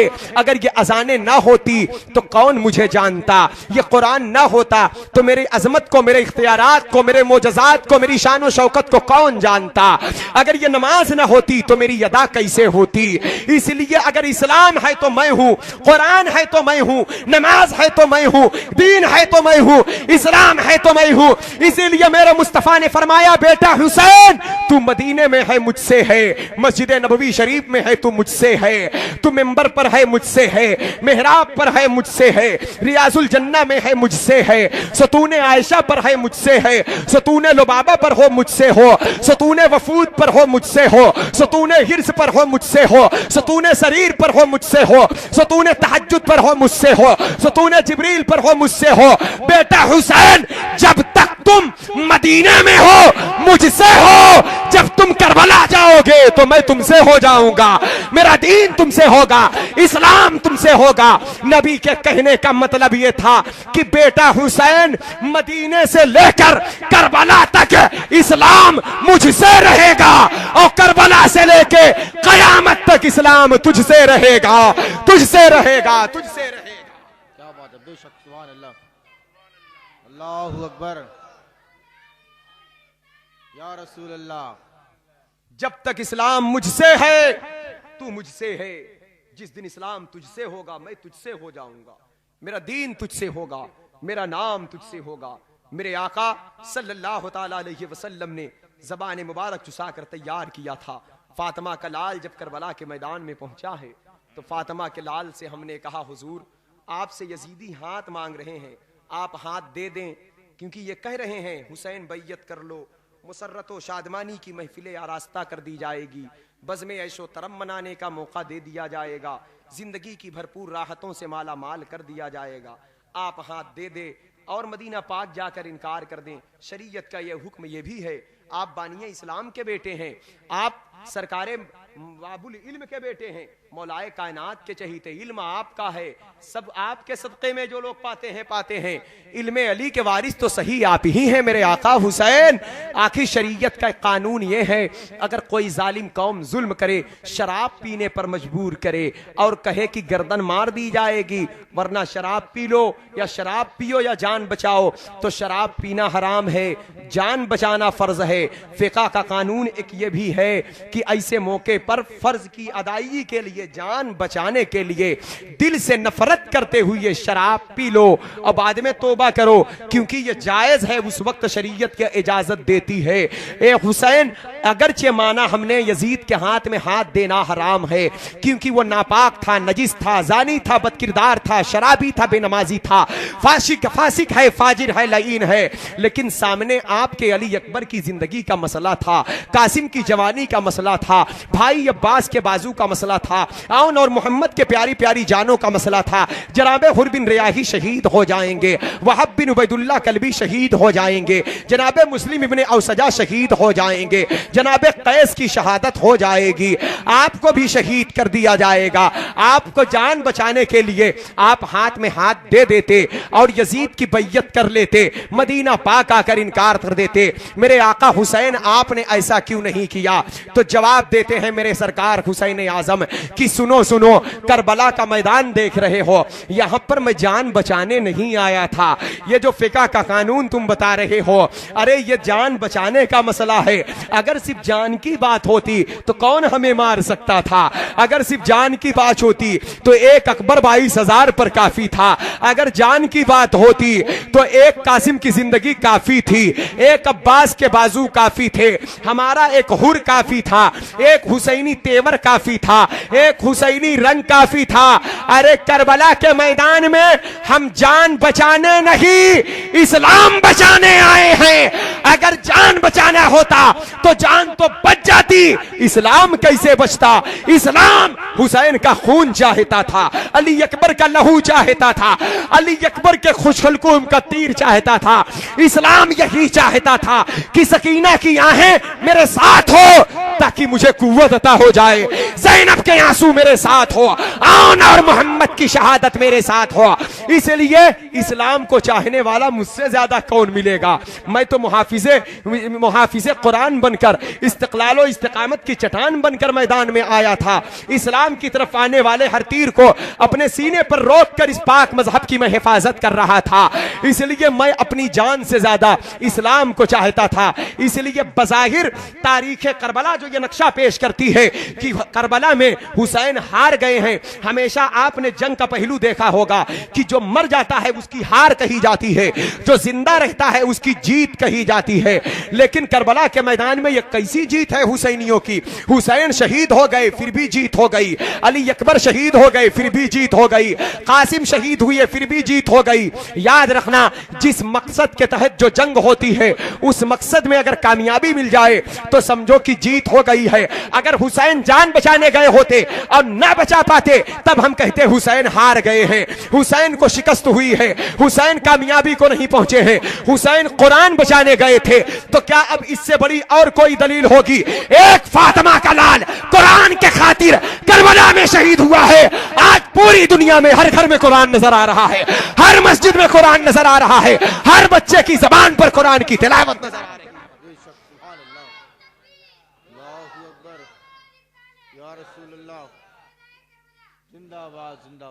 और मेरा हुसैन करबला के मैदान में इस्लाम की बका के खातिर अपने वजूद को खतरे में डाला है और आज तक कयामत तक के लिए कुरान की तबलीग का, इस्लाम की तबलीग का, कुरान पढ़ने वालों की जमात का एक सिलसिला भी कायम फरमाया है। करबला के मैदान में आप देखें जरा, जब करबल की वादी नजर आएगी तो दो राह हमेशा नजर आएगी। लोग सोचते हैं ये जंग खत्म हो गई, ये जंग खत्म नहीं हुई है, बल्कि यजीदी हुसैनी जंग सुबह कयामत तक रहेगी। जो जंग करबला से शुरू हुई है और कयामत तक ये जंग चलेगी। यजीद जुल्म सितम, जुल्म बर्बरियत को हवा देने वाला था, हुसैन अखलाक मोहब्बत का पैगाम देने वाले थे। यजीद मुनाफिकत का लिबादा ओढ़कर ऊपर से मुसलमान और अंदर से कुफ्र छुपाकर 22,000 को भेजा था, और हुसैन इस हकीकत को बेनकाब करने के लिए करबला पहुंचे थे। हजरात गिरामी वकार, तो आज भी यजीदी ऐसे ही ग्रुप में टहलते हैं। कुछ है जो मुनाफिकत लिबादे में मलबूस होकर बज़ाहिर मुसलमान होते हैं, अंदर यजीदियत होती है, अंदर शिम्र होता है, अंदर अब्न इब्न साद होता है, अंदर सनान बिन अनस होता है। इसी तरह मेरे हुसैन ने करबला के मैदान से हमें और आपको आगाह कर दिया है ये बता दिया है फातिमा का बेटा क़यामत तक के लिए तबलीग करने के लिए जो एक जमात कायम की है। आप जानते हैं जब हुसैन करबला जा रहे थे, जब असगर व अकबर मौत के शिकंजे में फंस चुके थे, कासिम व अब्बास जैसे अलमबरदारों को मौत ने अपनी आगोश में सुला लिया था, अब वही भयानक मौत मेरे इमाम के सामने रक्स करती नजर आ रही है। तो फातिमा के लाल ने रसूलुल्लाह का मामा निकाल कर जब सर पे सजाया था तो आबिदे बीमार बिस्तर इस्तराहत से उठ खड़े हुए थे। अर्ज किया था आका हुजूर, अब्बा हुजूर, मेरी मौजूदगी में आप करबला नहीं जाएंगे, करबला मैं जाऊंगा। सरकार इमाम ने फरमाया था बेटा मैं तुझे करबला जाने की इजाजत नहीं दूंगा, करबला तेरी मंजिल नहीं, करबला मेरी मंजिल है, मदीना तेरी मंजिल है।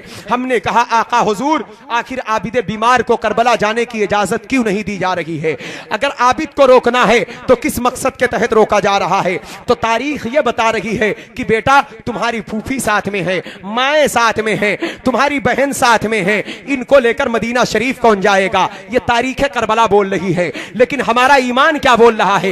ए हुसैन, अगर फूफी को मदीना ले जाने के लिए बेटे को रोका था तो अली अकबर को उनकी जगह क्यों नहीं रोक लिया? जनाबे कासिम को रोक लिया होता, भैया अब्बास को रोक लिया होता, फरजंदाने अकीलो अली को रोक लिया होता, जाफर तैयार के बेटों को रोक लिया होता, वफा परवर साथियों को रोक लिया होता। आखिर जो किसी की हिमायत और मददगार हो तो जरूरी है कि वो ताकत वाला हो, वो कुव्वत वाला हो। आपका बेटा अली अकबर जवान था, कासिम के बाजुओं में कुव्वत थी, एक आबिद के सामने इतना कम होगा, वो बीमार है, बिस्तर इस्तराहत पर तड़प रहा है और ज़ैनब की भी हिफाजत करनी है। तीन तीन माए हैं, रुबाब हैं, शहरबानो तीन माए हैं, जनाबे कासिम पाक की वालदा है, जनाबे कुलसूम है, शहरबानो है, और कुछ कनीजे हैं, कुछ वफा परवर मुहिब्बाने अहले बैत की खवातीने अहले बैत की बांदियां हैं, उनसे मोहब्बत करने वाली पाकीज़ा खातून है। आखिर ये 14 अफराद का मुस्तमिल काफिला जो कैदी बनने वाला है, जो जंजीरों में जकड़ा जाने वाला है, जो ऊंट की नंगी पुश्त पर सवार होने वाला है, आखिर ए आका हुसैन एक आबिद कमजोर के हवाले इतनी जिम्मेदारी क्यों देकर जा रहे हैं? आप आबिद को करबला उतार देते। अगर अब रही बात ये कि जिहाद में कमजोरों को नहीं भेजा जाता, जिहाद में जवानों को भेजा जाता है, ताकतवरों को भेजा जाता है, कुव्वत वालों को भेजा जाता है, तो हम आपसे पूछेंगे, आप जरा ये बताएं, वही करबला की कोक से पूछें कि अगर हुसैन कमजोरी की बुनियाद पर आबिद को इजाजत नहीं दिए तो आउन और मोहम्मद तो बच्चे थे, कैसे इजाजत मिल गई? मुस्लिम इब्ने औसजा का बेटा 7 साल का था जब हुसैन के सामने शहादत की भीख मांग रहा था, तड़प रहा था कि आका हुसैन करबला जाने की इजाजत दे दो, तो आपने कहा था बेटे तुझे करबला जाने की इजाजत नहीं दी जाएगी, तेरी उम्र कच्ची है, तू छोटा है, बच्चे जिहाद में नहीं जाया करते। तो बेटे ने कहा था आका हुजूर इजाजत दे दो, मैं शहादत का जाम चाहता हूं, शहादत की लज्जत चाहता हूं, शहादत की तिश्नगी को पाकर कयामत तक के लिए अपनी प्यास को बुझाना चाहता हूं, शहादत पाकर कौसर का चश्मा पाना चाहता हूं। तो आका हुजूर आपने कहा था मां से इजाजत तलब कर लो, मैंने कहा था अम्मी ने इजाजत दे दिया है, मेरी मां ने ही सर पे अमामा बांधा है, मेरी मां ने ही हाथ में तलवार अता फरमाई है। तो आपने कहा कि बे बाप से इजाजत ले लो, तो मैंने एक कटे हुए सर की तरफ देखा तो मेरी आंखें अश्कबार हो गई। फिर कहा आका इजाजत दे दो, आपने कहा बाप से इजाजत ले लो, मैंने कहा आका इजाजत दे दो, आपने कहा बाप से इजाजत ले लो। फिर आपने कहा बेटा तेरे बाप का नाम क्या है? जैसे ही आपने नाम पूछा था तो एक मर्द मुजाहिद का कटा हुआ सर जो आपके कदमों में रखा हुआ था, ताजा लहू टपक टपक कर करबल की जमीन को सुर्ख कर रहा था। मैंने उस चेहरे को देखकर कहा आका हुजूर इजाजत आप दो, मेरे बाप की रूह मुझसे पुकार कर कह रही है बेटा मैं तुझे इजाजत दे रही हूं, फातिमा के लाल की इसमत पर कुर्बान हो जा। तो आपने कहा तुम्हारा बाप कौन है?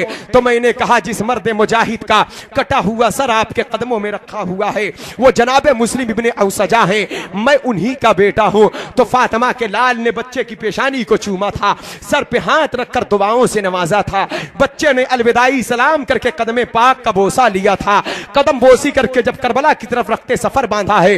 तो ये हुसैन ये अपनी मर्जी से नहीं जा रहा था, आपके इशारे पर जा रहा था, अपनी मर्जी से नहीं जा रहा था, आपकी दुआ लेकर जा रहा था, अपनी मर्जी से नहीं जा रहा था, आपकी इजाजत लेकर जा रहा था, अपनी मर्जी से नहीं जा रहा था, आपके करम के सहारे जा रहा था, अपनी मर्जी से नहीं जा रहा था, इस्लाम की बका कुरान के तहफ्फुज के खातिर जा रहा था।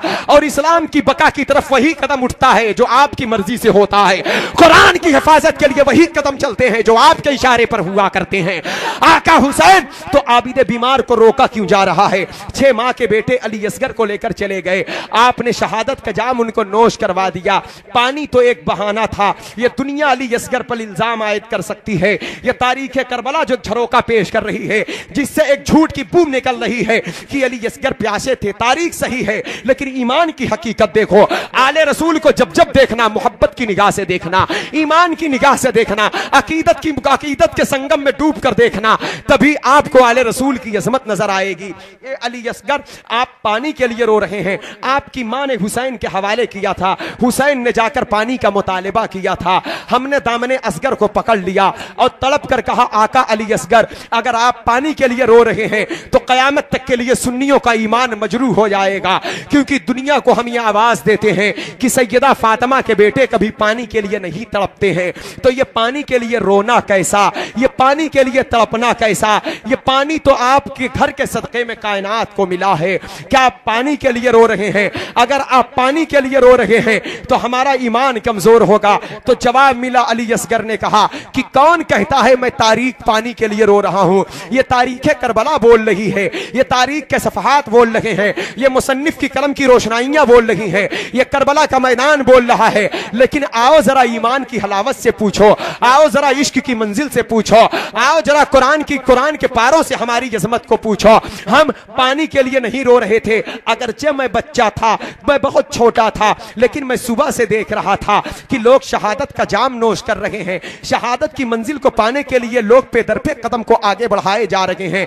आप आकर मेरे बाप से इजाजत तलब कर रहे हैं, कभी औन और मोहम्मद इजाजत तलब कर रहे हैं, कभी जनाबे कासिम इजाजत मांग रहे हैं, कभी मेरे भाई अकबर इजाजत मांग रहे हैं, कभी जनाबे हुर बिन रियाही इजाजत मांग रहे हैं, कभी मेरे चचा के बेटे इजाजत मांग रहे हैं, कभी मेरे बाप के चचाजाद भाई इजाजत तलब कर रहे हैं। मैं तो बहुत छोटा था, मैं बोलना नहीं जानता था, मैं चलना नहीं जानता था, मैं तलवार चलाना नहीं जानता था। तो मैंने कहा, अब्बा हुजूर मुझे करबला जाने की इजाजत दो। मैंने इशारा किया, लेकिन मेरे इशारे को कोई समझने वाला नहीं था। मैंने तलवार मांगा तो मुझे कोई तलवार देने वाला नहीं था। तो बच्चों की आदत हो जाती है कि बच्चे जब माँ बाप से कोई बात मनवाना चाहते हैं तो वो रो रो कर मनवा लिया करते हैं। तो मैंने रोना शुरू कर दिया। तो हमने कहा, जनाबे सरकारे अली असगर, आखिर आप ये क्या कह रहे हैं? ये बात तो दुनिया तस्लीम नहीं करेगी। हम मान लेंगे, आपके अकीदत वाले मान लेंगे, ये मोहब्बत वाले मान लेंगे, लेकिन जिस जहां पर हम इस बाप का इस तस्करा करेंगे, फौरन लोग कहेंगे, मौलाना उल्टी गंगा बहाने की कोशिश ना करो। 6 माह के बच्चे को क्या समझ होती है कि शहादत किस मंजिल का नाम है, शहादत किस इनाम का नाम है, शहादत किस बुलंदी का नाम है, शहादत किस रिफात का नाम है। ए मौलाना, ये क्या बकवास कर रहे हो? सीधी सीधी बात करो। वो पानी के लिए रो रहे थे, प्यास की शिद्दत में तड़प रहे थे, तो हमारी जबान खामोश हो गई। तो जनाबे अली असगर ने कहा था कि मेरी भी अक्ल दुनिया देखेगी, मेरा भी शऊर दुनिया देखेगी, मेरी भी तवानाई दुनिया देखेगी, मेरी भी बुलंदी दुनिया देखेगी। अली असगर ये कह ही रहे थे कि चंद संधिया नहीं गुजरने पाई थी कि वही कूफा के पहलू में शहरे गिलान में एक बच्चे की विलादत हो जाती है, जिसको जमाना शेख अब्दुल कादिर जिलानी कहा करता है। बच्चे की विलादत हुई है। ये कौन है? वही हुसैनी बाग के फूल हैं। कौन है? वही हुसैनी गुलशन की एक खुशबू है। कौन है? इन्हीं पर हसनी रंग चढ़ा हुआ है। ये कौन है जो हुसैनी लिबास में मलबूस होकर जलवागर हुए हैं? उम्मुल खैर फातिमा की बतने मुबारक से अबू साले जंगी दोस्त के आंगन में शेख अब्दुल कादिर जिलानी जब जलवागर हुए हैं तो पूरे शहर में रमजान शरीफ का चांद तलू हो गया। 29वीं तारीख आ गई। चांद के देखने के बारे में इख्तिलाफ पैदा हो गया। लोग मुफ्तियान इकराम के पास, काजी शहर के पास, बड़े बड़े फुकहा के पास जा रहे हैं। कोई तहकीक नहीं मिल पाई। सवेरे सवेरे शेख अब्दुल कादिर जिलानी की वालदा के पास लोग आए तो आपने कहा चांद हो गया है। लोगों ने कहा, उम्मुल खैर फातिमा, ये बताओ चांद की तस्दीक कहां से हुई है? कहा मेरे बेटे अब्दुल कादिर ने तस्दीक कर दिया है। कहा यह कैसे? कहा मेरा लाल आज सुबह से दूध नहीं पिया है। हमने कहा, या गौसे आजम, आपने दूध क्यों नहीं पिया? कहा कहा क्या तुम्हें नहीं मालूम है कि रमजान के दिनों में नाना जान ने खाने पीने को हराम करार फरमाया है। ये रमजान का महीना है, इसका एहतराम करने वाला मोमिन बन के दुनिया से जाता है। हमने कहा यह शऊर किसने बख्शा है? आपको रमजान की अजमत किसने बता दी? आपको रमजान की अजमत किसने बता दी? कहा कि मेरी अजमत ना देखो इसीलिए तो मैं पैदा हुआ हूं। एतराज अली असगर पर है, जवाब बगदाद से मिलेगा। एतराज हुसैन के बेटे पर है, जवाब उम्मुल खैर का लाल देगा, शहरे गिलान से झूले से देगा। अरे मैं तो बहुत दूर हो गया, कई नस्लों के बाद मैं पैदा हो रहा हूं, नस्लन दर नस्लन मैं पैदा हो रहा हूं। जिस अली असगर को प्यासा कहते हो वो हुसैन के करीब है, वो हुसैन की गोद में है, वो हुसैन की बदन की खुशबू है, वो हुसैन की बदन की खुशबू है, हुसैन की दामन की हवा है, हुसैन की आंख की रोशनी है, हुसैन की बाजुओं की कुव्वत है, हुसैन की दिल की धड़कन है। अरे जब मुस्तफा जान रहमत के बेटों को तुम देखोगे तो जब शहरे जिलान वाले अब्दुल कादिर का जवाब नहीं ला सकते तो करबला वाले अली असगर के समझ का जवाब कहां से लाओगे? उनके शऊर का जवाब कहां से लाओगे? नारे तकबीर, नारे रिसालत, जिक्र शुहदाए करबला, फैजाने इमामे हुसैन, नारे तकबीर। अक्ल, शऊर, समझ, इल्म, हिकमत, ये सारी चीजें हमारे घर की विरासत से कायनात में बटी है, हमारे घर की विरासत। बेशक कोई अक्लमंद अगर होगा तो मेरे आका सल्लल्लाहु अलैहि वसल्लम के कदम नाज़रीन के ज़र्रात के जिसे सदके मिल जाए वो सबसे बड़ा अक्लमंद होगा। दुआ फरमाया था मौला अली शेरे खुदा ने, किसके लिए? सरकार इमाम आज़म अबू हनीफा के लिए। ये दुआ फरमाया था मौला कायनात ने, ऐसा इमाम पैदा हुआ अल्लाह अल्लाह की, जिसके इल्म, जिसके अक्ल कि यहां तक कि बड़े बड़े बुजुर्गों ने कहा कि अल्लाह रब्बुल इज्जत ने सरकार इमाम आजम को वक्ल सलीम अता फरमाया था। अगर उनकी अक्ल को एक पल्ले पर और उस जमाने के तमाम बाशिंदों की अक्ल को एक पल्ले पर रख दिया जाए तो तनहा इमाम आजम की अक्ल भारी। क्या बात है, वाह। तो जब अली जिसके लिए दुआ कर दें, जब उसकी अक्ल हिकमत का ये आलम है, तो अली की बाग के फूल हैं, तो अली के लाल हैं, अली के लख्ते जिगर हैं। अली असगर पानी के लिए नहीं गए थे, शहादत के जाम के लिए गए थे, शहादत के जाम के लिए गए थे। हमने कहा हुसैन क्यों लेकर गए अली असगर को? छोटे थे, तलवार चलाना भी नहीं जानते। क्यों? इसलिए कि लोग देखें कि शहादत एक ऐसी मंजिल है कि बारगाहे नबी का बच्चा बच्चा इसे पीने के लिए बेताब नजर आता है। क्या बात है। तो जब बच्चे बच्चे बेताब नजर आते हैं तो सरकार आबिद बीमार को आका क्यों रोक रहे हैं आप? क्यों रोक रहे हैं आप? वो भी वही इजाजत मांग रहे हैं। रही बात खवातीन की हिफाजत की, तो किसी और को रोका जाता उनकी जगह पर। अगर बीमारी के बुनियाद पर इजाजत नहीं दी गई तो बच्चों को इजाजत क्यों दी गई? गोद में ले जाकर क्यों तीर का निशाना बने अली असगर जब गोद में लेकर आप गए? तो मेरे आका हुसैन ने फरमाया, बेटा आबिद बीमार, तेरी मंजिल मदीना है, मेरी मंजिल करबला। ईमान की निगाह से देखना, आज हिंदुस्तान में जो इस्लाम है, हम और आप मुसलमान हैं, कुरान है, अजान है, नमाज है, सदाकतें, अदालतें, सखावतें हैं, सारी बरकतें हैं, जन्नत की राह है, जहन्नम से बचने का इलाज है। जुल्म बर्बरियत, जुल्म सितम को फना करने के लिए हमारे पास हथियार है, और अखलाक व मोहब्बत की दरिया को बहाने के लिए हमारे पास पाकीज़ा किरदार है। तो ये सारी चीजें कहां से मिली? एक बाप करबला गया है तो जितने इस्लाम के नुकसानात हुए थे शहादत हुसैन की बरकत से वो सारे नुकसानात दूर हो गए। लेकिन मेरे आका हुसैन ने कहा था, बेटा आबिद, ये इस्लाम मक्का, मदीना, शाम, कूफा, बसरा के लिए नहीं आया है, बल्कि ये एक इनकलाबी पैगाम है, एक खुदाई आवाज है, ये निजाम जिंदगी है, ये दस्तूर हयात है। ये इस मजहब को हर मुल्क के बाशिंदों तक पहुंचना है, सब तक ये आवाज पहुंचनी है, ला इलाहा इल्लल्लाह। अभी हिंदुस्तान बाकी है, इंग्लिस्तान बाकी है, मशरिको मगरिब, शुमाल और जनूब के बेशुमार खित्ते बाकी हैं कि इस्लाम का पाकीज़ा कलमा नहीं पहुंचा, ला इलाहा इल्लल्लाह की आवाज अभी और मुल्कों में नहीं गूंजी है, मुहम्मदुर रसूलुल्लाह की पाकीज़ा नाम के तराने कहीं नहीं गाए गए।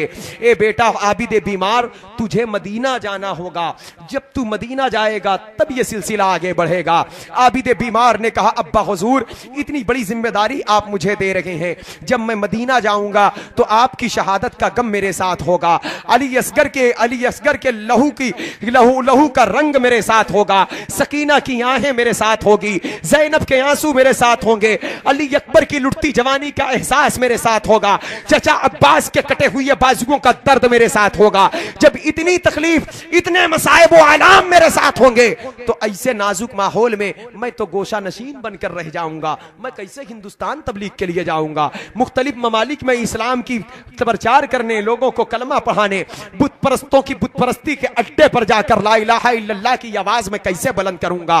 कमजोरी के बायस तो मेरी कमर दोहरी हो चुकी होगी, गम से निढाल हो चुका होऊंगा।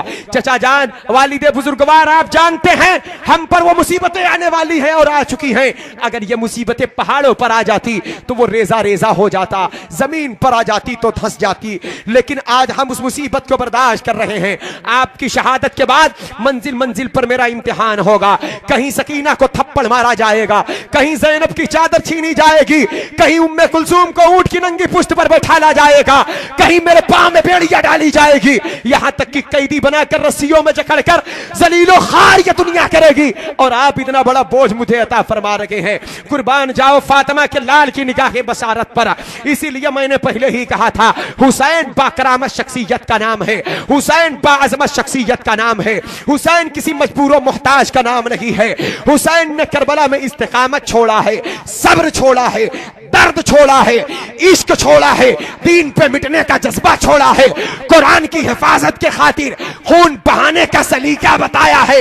अगर हुसैन ने एक करामत को छुपाया है तो उसी एक करामत की छुपाने की बरकत रही कि हजारों लाखों करोड़ों लोगों को अल्लाह उसके रसूल की मोहब्बत का दर्द अता फरमाया है, इश्क रसूल अता फरमाया। अल्लाहू अकबर, या रसूल अल्लाह, जिंदाबाद जिंदाबाद जिंदाबाद। बेटा हुसैन, बेटा आबिदे बीमार, ये हुसैन ने कहा, आबिदे बीमार तू मदीना जा, मेरी मंजिल करबला, तेरी मंजिल मदीना है। अब्बा हुजूर मैं कैसे जाऊंगा? अगर नाना जान ये कहते हैं, अगर नाना जान ये कहते हैं कि मैं सारी कायनात को ऐसे देख रहा हूं जैसे अपने हाथ की हथेली पे पूरी हाथ की हथेली देख रहा हूं, और वही नाना जान का नवासा सरकार हुसैन आजम के बेटे सरकार गौसे आजम कहते, मैं सारी कायनात को ऐसे देख रहा हूं जैसे अपने हाथ की हथेली पर राई के दाने को देख रहा हूं। वहां राई का दाना है, वहां पूरी हथेली है, बीच में हुसैन है तो क्या क्या देखे होंगे? बीच में हुसैन है तो क्या क्या देखे होंगे? यूं कह लो, अगर नाना जान मदीने की जमीन से कयामत तक के होने वाले वाकयात की खबर दे रहे हैं तो नवासा भी करबला के मैदान से गरीब नवाज की आमद हिंदुस्तान में देख।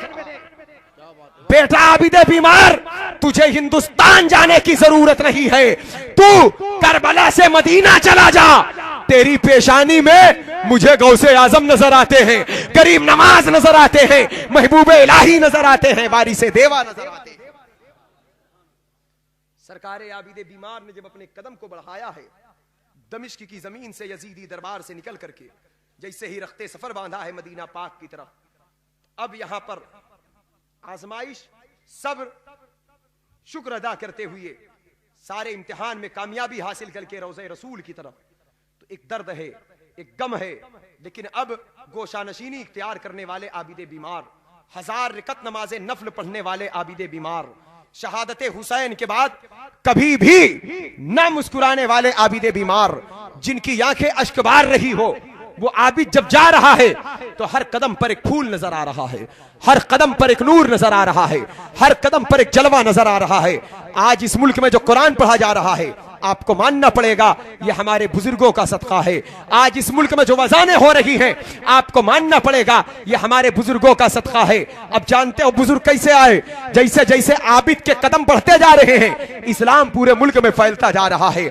आबिद के हर कदम पर हर मुल्क में इस्लाम फैल रहा है। आबिद का कदम उठा है तो कहीं गौसे आजम की जलवागरी है, आबिद का कदम उठा है तो कहीं गरीब नवाज नजर आते हैं, आबिद का कदम उठा है तो कहीं मशाइखे मारहिरा नजर आते हैं, कहीं कहीं मशाइखे मसऊली नजर आते हैं, कहीं मशाइखे बिलग्राम नजर आते हैं, कहीं मशाइखे कालपी नजर आते हैं। तो मेरे आला हजरत, हम सबके हजरत, हजरतों के हजरत, बड़े हजरत, आला हजरत अजीमुल बरकत ने अपने महबूब के बेटे के सफर को देखा कि जब वो करबला से मदीना जा रहा है तो कदम का जायजा लिया तो नूर की खैरात बट रही है, कदम का जायजा लिया तो इस्लाम की तबलीग का सिलसिला जारी है।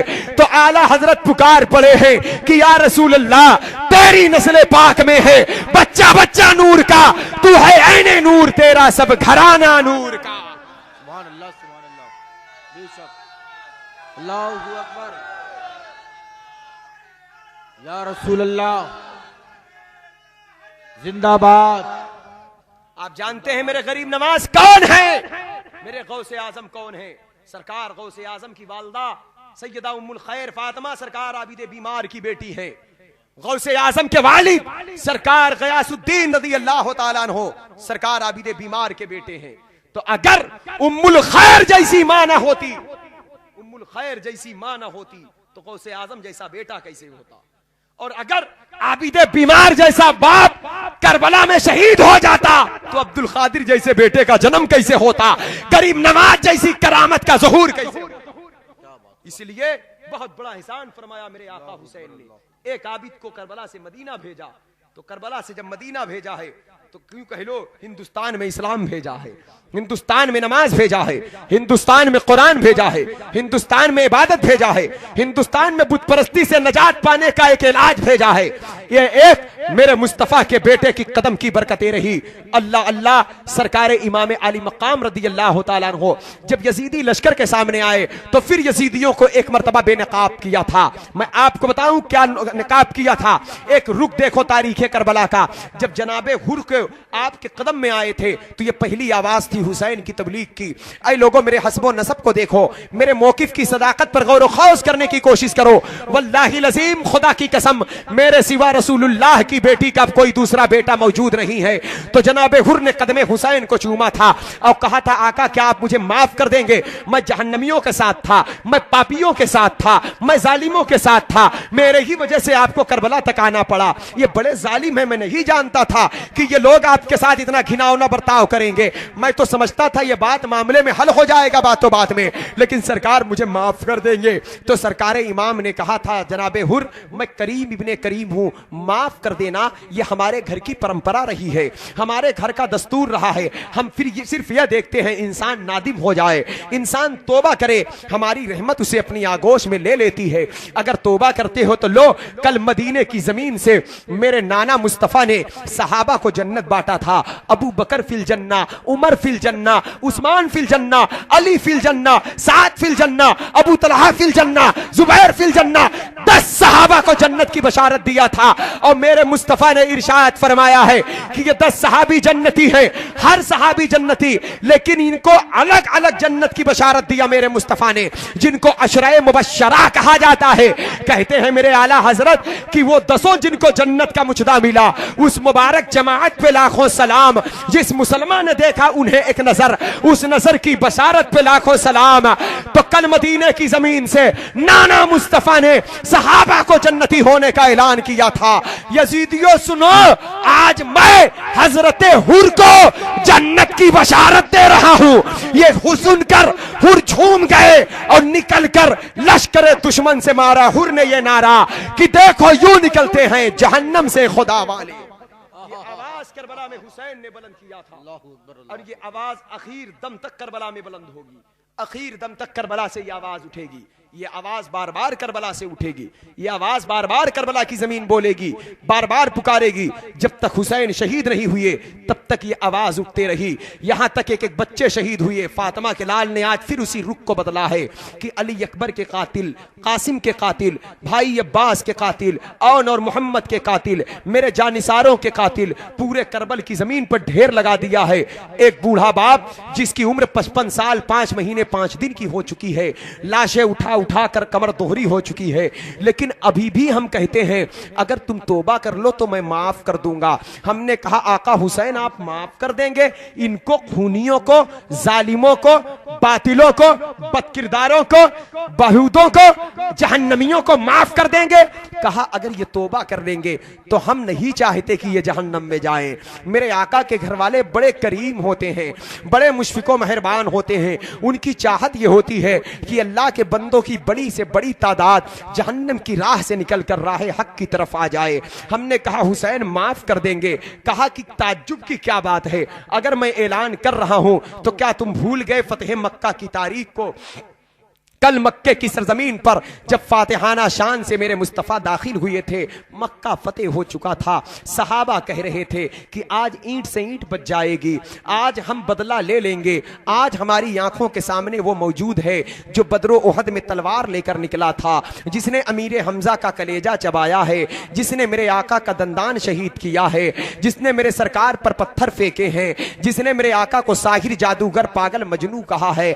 आज आंखों के सामने वो मौजूद है कि जिसने हम पर इस्लाम को मिटाने के लिए कभी बद्र, कभी उहद, कभी खंदक में सरगंदा रहा। यहां तक कि आज आंखों के सामने कुफ्फारे मक्का मौजूद है। इस्लाम मक्का फतेह हो चुका है। फातिहाना शान से मेरे मुस्तफा के जाने का अंदाज ये था कि मेरे सरकार एक ऊँटनी पर तशरीफ फरमा थे, निगाह नबूवत झुकी हुई थी, अल्लाह का शुक्र अदा करते मेरे आका जा रहे थे। सिदरतुल मुंतहा की बुलबुल बारगाह नबी में आकर चहक रही थी।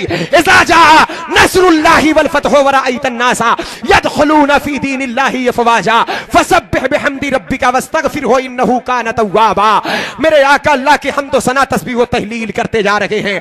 और जैसे ही कुफ्फारे मक्का सामने आए, मेरे सरकार ने फरमाया था, ऐ कुफ्फारे मक्का ये बताओ आज के दिन तुम मुझसे क्या उम्मीद रखते हो? आप जानते हो ये कौन लोग हैं?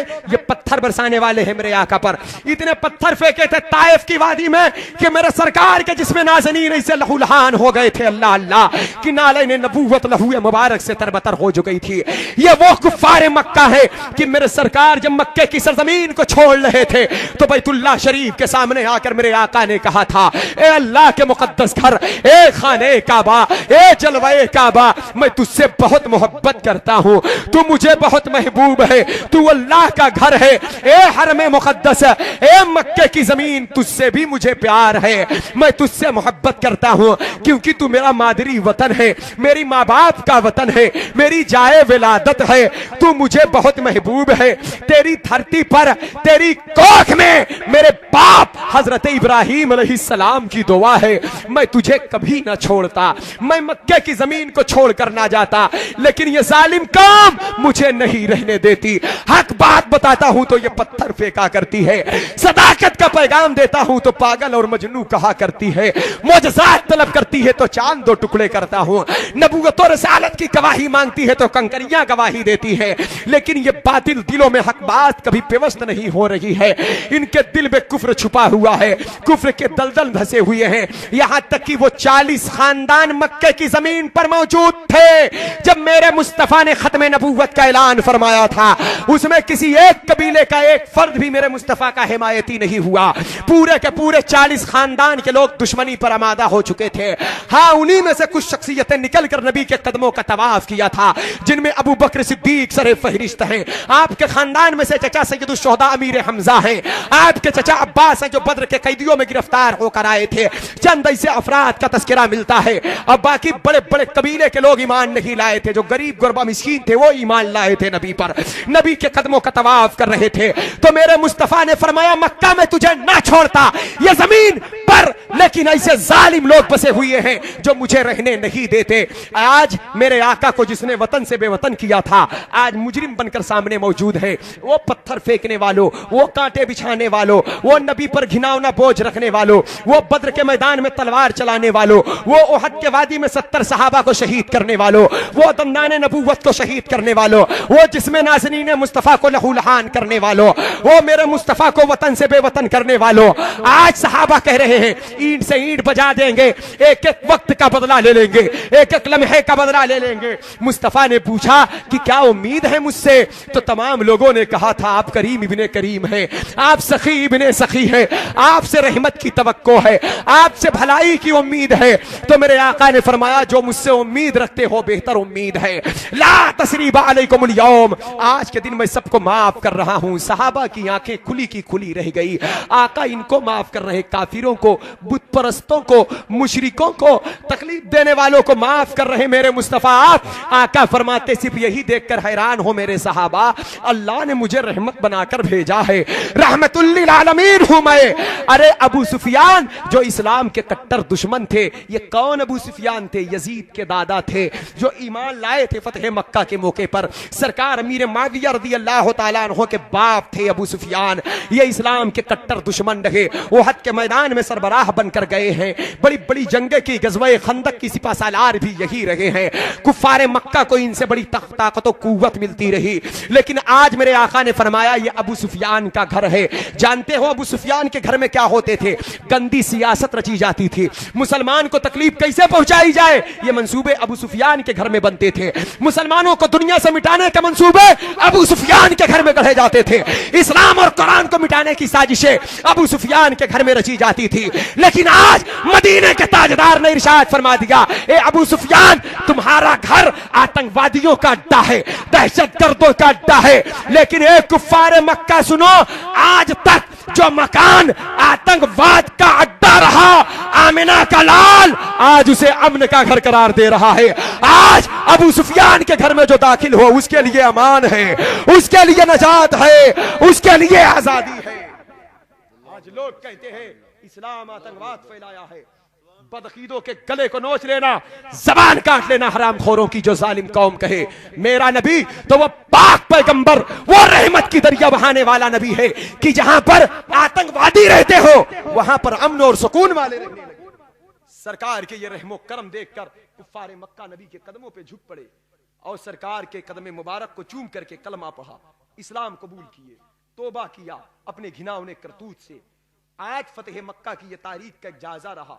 लेकिन करबला का मैदान चंद ही बरसों के बाद जब वो मारका पेश आया है तो फातिमा के लाल ने मक्के की जमीन से हरम मुकद्दस को अपने हाथों से पकड़ करके उठाकर करबला में रख दिया। ऐ लोगों देखो, मैं करीम इब्ने करीम सखी इब्ने सखी हूं। कल फतेह मक्का के मौके पर मेरे नाना मुस्तफा ने काफिरों को माफ किया था, अबू सुफियान को माफ किया था, अमीर हमजा का कलेजा चबाने वाली हिंदा को माफ किया था, हजरत बिलाल और सुहेब रूमी को तकलीफ देने वाले जालिमों को माफ किया था। लेकिन आज मैं तुम्हें माफ कर दूंगा।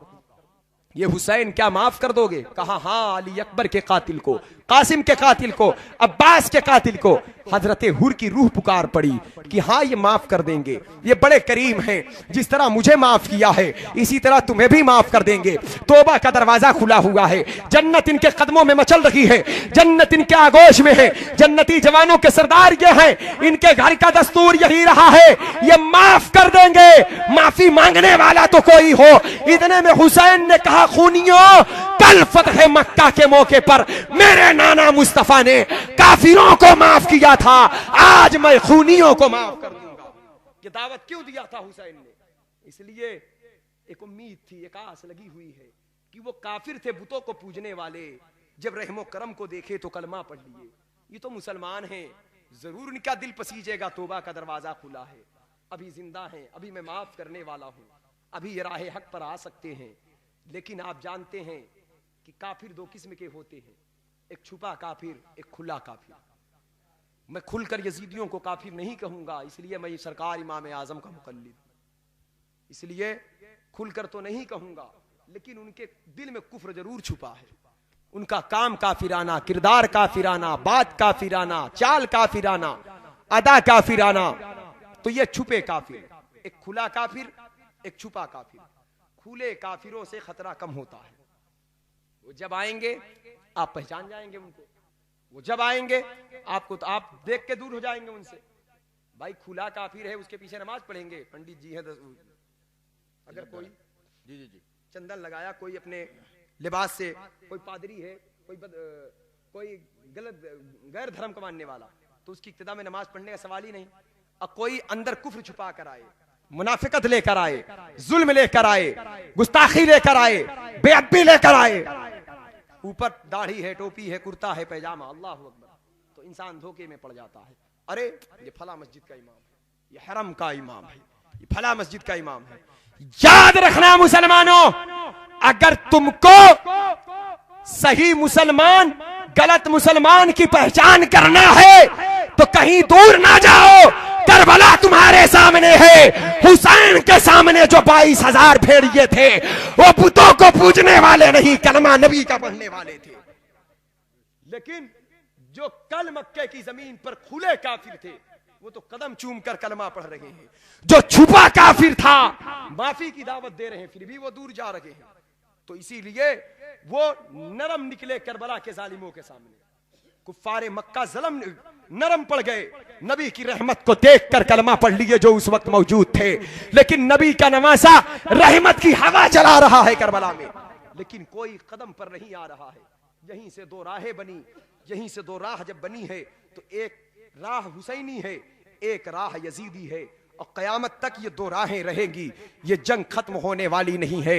और जो यजीदियत को लेकर चलेगा वो हमेशा आले रसूल से बगावत करेगा। जब गरीब नवाज की चादर चूमोगे तो उनको जलन होगी, जब गौसे आजम की न्याज दिलाओगे तो उनको तकलीफ होगी। क्यों? ये यजीदियत की किरदार है। यजीदियों ने आले रसूल से बुग़्ज़ रखा था। आज क़यामत तक जितने आले रसूल होंगे ये नफरत ही करते नजर आएंगे। ये गली गली टोले टोले आपके सामने तबलीग करने आएंगे। अगर आपने इनसे रिश्ता जोड़ लिया, अपना ताल्लुक मजबूत कर लिया, तो मैं एक जुमला दे रहा हूं, आप गौर से रख लेना दिल में, कि नमाजी तो बन जाओगे। अफजलुल इबादात है, आका की आंखों की ठंडक है, दीन का सुतून है, इस्लाम का बहुत अहम रुकन है, मेरे रब की रजा है, मेरे मुस्तफा की अदा है। आबिद बन जाओगे, जाहिद बन जाओगे, साजिद बन जाओगे, इनके साथ रहोगे तो नमाजी तो बन जाओगे, लेकिन हुसैनी नहीं बनने देंगे ये, हुसैनी नहीं बनने देंगे ये। इसलिए ऐसा नमाजी रब की बारगाह में मकबूल नहीं जो यजीदी हो, नमाजी ऐसा हो जो हुसैनी हो, हुसैनियत का काम भी करता हो, जिस पर हुसैनी रंग भी चढ़ा हो, जिसका किरदार भी हुसैनी हो। इसलिए अगर यजीदियत को तबाह करना है तो हुसैनी बन जाओ, मुनाफिकत को तबाह करना है तो हुसैनी बन जाओ। जहां पर अदब होगा वही हुसैनी होगा, जो बेअदब होगा वो यजीदी होगा। यजीदियों ने बेअदबी किया है फातिमा के बेटों की, मामूली बेअदबी नहीं किया है। आप जानते हैं आज भी ये बेअदबी करते नजर आते हैं। आज भी यजीद को जन्नती होने के लिए पूरी ताकत का जोर लगा रहे हैं। यहां तक कि बाज कर मुकल्लिदों मजहबों ने यजीद को सहाबी तक कह दिया है। इन जालिमों से कहो नादानो, मेरे मुस्तफा का विसाले मुबारक इस फारी दुनिया से हिजरी 11 में हो चुका है और यजीदो पलीद हिजरी 25 में पैदा हुआ है। नबी के विसाल के बाद जो जालिम पैदा हो यह सहाबी कैसे हो गया? अरे जालिमों, बड़ी मोहब्बत है तुमको, क्या रिश्ता है तुम्हारा उस जालिम से? अरे उस जालिम का घिनौना करतूत देख, शराब वो पिए, तमाशा वो देखे, अय्याश वो हो, नमाजों को तर्क वो करे, सगी फूफियों से निकाह वो करे। सरकारे इमाम की विलादत के बाद मदीना पाक की मुकद्दस सरजमीन पर आज मदीने में बेहुरमती कौन कर रहा है? आज सरकार के रोजे मुबारक पर हाथ उठाने से रोक कौन रहा है? आज नबी पर सलाम पढ़ने से हमें रोका क्यों जा रहा है? आप जानते हो यह काम किसने किया था? यह काम यजीद ने ही पहले किया था। यजीद ही ने इनको सबक पढ़ाया था, यजीद ही ने इनको दस्तूर दिया था, यजीद ने ही मस्जिद नबवी की बेहुरमती की थी कि ये बड़े बड़े पंडे जो वहां पर कुर्सी लेकर बैठे रहते हैं और नबी को मुर्दा तस्वुर करते रहते हैं, यह तबलीगी सिलसिला जारी रहता है। सैयदा मखदूमा कायनात फातिमा ज़हरा, हसन मुश्तबा, आबिदे बीमार, इमाम मोहम्मद बाकर, इमाम जाफर की मजार पर कोई सुन्नी मुसलमान गुजरता है तो मदीने की जमीन से उस आशिक को करबला नजर आता है। लेकिन ये जालिम कौम फातिमा ज़हरा का सदका उस मकाम पर नहीं मांगने देते, आबिदे बीमार की दामने करम की कुर्बत का सदका नहीं लेने देते। ये क्यों? इनको नफरत है। इनके बाप यजीद ने इनको यही पैगाम दिया था कि जब मस्जिद नबवी शरीफ में उसने घोड़े बांधा था, सरकार के रोज़े मुबारक को लीदो पलीद घोड़े ने किया था, मिंबर रसूल पर नापको नापाकी नजासत पहुंची हुई थी। मदीना पाक की मुकद्दस खवातीन को 3 रोज तक अपने जालिम लश्कर पर इस जालिम ने हलाल कर लिया था और न जाने कितनी खवातीन से ज़िना के बच्चे मदीने की सरजमीन पर पैदा हो गए थे। ये जालिम यजीदियों का करतूत था। ये वो यजीद पलीद है आज जिसकी हिमायत में ये गैर मुकल्लिदीन है, उसे जन्नती होना कहते हैं। ऐ जालिम गैर मुकल्लिदीन बदमज़हबो, ए वहाबियो, कौन सी जन्नत है तुम्हारी?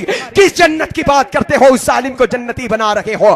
पूछो सरकार अब्दुल्ला इब्न जुबैर से जो मक्के की सरजमीन पर हैं। मदीना से जी नहीं भरा जालिमों का, मक्के की जमीन पर पहुंच गए। इतना ज्यादा पत्थर की बरसात किया है खाने काबा में कि हरमे काबा का सहन पत्थरों से भर गया। गिलाफे काबा में आग लगवा दिया था जालिमों ने। पूरा काबा शरीफ 3 दिन तक बेपर्दा पड़ा रहा। गिलाफ को जला दिया था काबा शरीफ का। हजरत इस्माइल अलैहिस्सलाम के कुर्बानी के एवज में जो दुम्बा आया था बतौर बरकत, गुम्बे की सींग खाने काबा में रखी हुई थी, वो भी जल गई थी। ये जालिम कौम इसी यसना में अल्लाह का अजाब नाजिल हो गया। एक खबर आ गई, यजीद पलीद मर गया, रुसवा हो गया, जलीलो खार हो गया। लेकिन आज फिर भी ये कौम यजीद को जन्नती होने के लिए पूरी ताकत का जोर लगा रही है। आज भी नजदियों का यही अकीदा है। आज भी अरब शरीफ के गैर मुखल्लिद बदमज़हबों नजदी हरामखोरों का अकीदा यही है। कोई सहाबी कहता है, कोई जन्नती कहता है, कोई उसके मध्य सराई कर रहा है। अरे जालिमों, तुम्हें तौफीक नहीं मिलती है। मैं कहता हूं हुसैन की, आप यजीद की यजीदियत पर बड़ा नाज है तुमको, हुसैन की यज़मत पर, हुसैन की मकामो मंजिलत पर, हुसैन की शहादत उज़्मा के ताल्लुक से, हुसैन की रिफतो बुलंदी के ताल्लुक से बारहा आपको हदीसें मिलती नजर आएंगी, सहाबा के अखवाल मिलते नजर आएंगे। लेकिन कहीं भी यजीद की तुम तारीफ दिखा दो, कहीं मेरे मुस्तफ़ा ने यजीद की कोई बशारत दिया हो, यजीद के ताल्लुक से कोई उसकी बड़ाई बयान की हो। हाँ, इतना जरूर दिया है कि बनु उमैया का एक शख्स होगा जो मेरी उम्मत में फितना फसाद बर्पा करेगा। वो बनु उमैया का शख्स कौन था?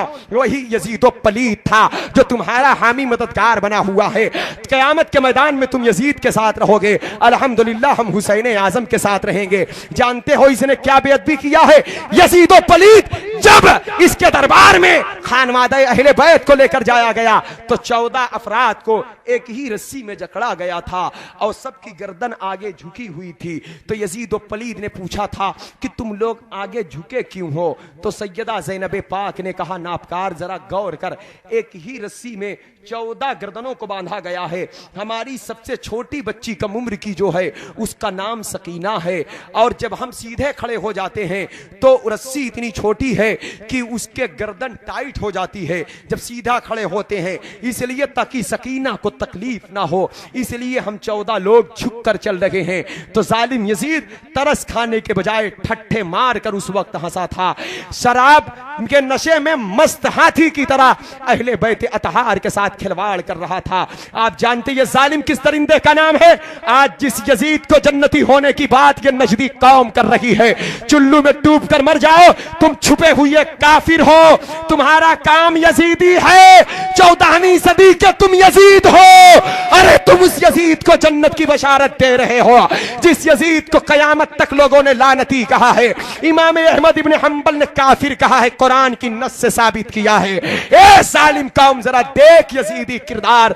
सैयदा ज़ैनब पाक हैं, दमिश्क का कैद खाना है। उस कैद खाने में कोई रोशनी नहीं थी। उस कैद खाने से जब कोई परिंदे उड़ते जाते थे, कोई परिंदे शाम को चहचहाते जाते थे, तो सैयदा सकीना कहती थी, फूफी जान ये परिंदे आवाज देते कहां पर जाते हैं? तो सैयदा मखदूमा ज़ैनब पाक ने कहा था, बेटी सकीना ये परिंदे जब शाम होती है तो अपने घरों की तरफ जाते हैं। तो सकीना ने कहा था, फूफी जान हम भी कब अपने नाना जान के मदीना की तरफ जाएंगे? न धूप नजर आती, न चांद की चांदनी नजर आती। एक दिन आबिद बीमार ने देखा सैयदा ज़ैनब पाक बैठ कर नमाज पढ़ रही थी। आबिद बीमार वफादार भतीजे ने कहा, फूफी जान क्या वजह है? आज से पहले मैंने आपको बैठकर नमाज पढ़ते नहीं देखा, आज आप बैठकर नमाज क्यों पढ़ रही हैं? इसकी क्या वजह है? तो आबिद बीमार ने कहा था, आबिद बीमार की आवाज पर कहा था सैयदा ज़ैनब पाक ने कि बेटे आबिद, यजीद पलीद हमारे पास इतना मुख्तसर खाना भेजता है कि एक बच्चे के खाने के बराबर भी नहीं रहता। 40 दिन हो चुके हैं, मैंने अपनी जबान में एक दाना नहीं डाला है। बेटा, मेरे बदन में ताकत और कुव्वत नहीं है, इसलिए अल्लाह की फराइज की अदायगी मैं बैठ कर ही कर रही हूं। ये जालिम दरिंदे यजीदी को ये लोग जन्नत की कहते हैं। आप अंदाजा करें, जुल्म सितम की इंतहा कर दिया था इसने, आले रसूल की बेअदबी किया, ज़ैनब पाक की बेहुरमती की। इब्ने ज़ियाद लोग कहते हैं उल्टी सीधी तावीलें करते हैं, गलत मलत तवारीखें पेश करते हैं कि यजीद हुसैन के कत्ल पर राजी नहीं था। आओ जरा देखो, इब्ने ज़ियाद है, एक शख्स के साथ चला जा रहा है जिस शख्सियत का नाम काजी शुरीह था। काजी शुरीह ने पूछा कि इब्ने ज़ियाद मैं बताऊं तुम अपने दिल में क्या सोच रहे हो? कहा हाँ बताओ क्या सोच रहे हो? कहा मेरा ख्याल है तुम ये सोच रहे हो कि मैं हुसैन को कत्ल ना करता तो अच्छा होता। तो इब्ने ज़ियाद ने कहा हाँ हाँ मैं यही सोच रहा हूं, लेकिन मैं मजबूर था, अगर मैं उन्हें कत्ल ना करता। तो यजीद ने कहा था इब्ने ज़ियाद अगर तू हुसैन को कत्ल ना करेगा तो मैं तेरा कत्ल कर दूंगा, क्योंकि यजीद को सबसे बड़ा जो खतरा था वो हुसैन से था, वो अय्याश था, अय्याशी को रुकावट हुसैन थे। वो चाहता था कि हुसैन को मिटाकर अय्याशी खुल्लम खुल्ला की जाए, शराबे पी जाए। वो दुनियादार था, वो दुनियादार था, अल्लाह का खौफ उसके दिल में नहीं था, वो जहन्नमी था। और उसके ही घिनौने करतूत की खबर हमारे रब ने दिया है। अल्लाह ने अपने महबूब पर वही नाजिल फरमाया कि ए महबूब जहन्नम में बड़ा दर्दनाक अजाब है, लेकिन पूरी दुनिया में जितने जहन्नमी होंगे सबको आधा अजाब दिया जाएगा जहन्नम का, और जहन्नम का आधा अजाब सिर्फ यजीद और उसके लश्कर वालों को दिया जाएगा, तुम्हारे बेटे के कातिलों को उसका अजाब दिया जाएगा। और जाते जाते मैं एक बात और अर्ज कर दूं, देखो आज अगर कोई यजीद का हिमायती है तो उससे कह दो अपने चेहरे की हिफाजत करे, अपने आंख की रोशनी की हिफाजत करे, कयामत के मैदान में इनके चेहरे देखने के लायक नहीं रहेंगे।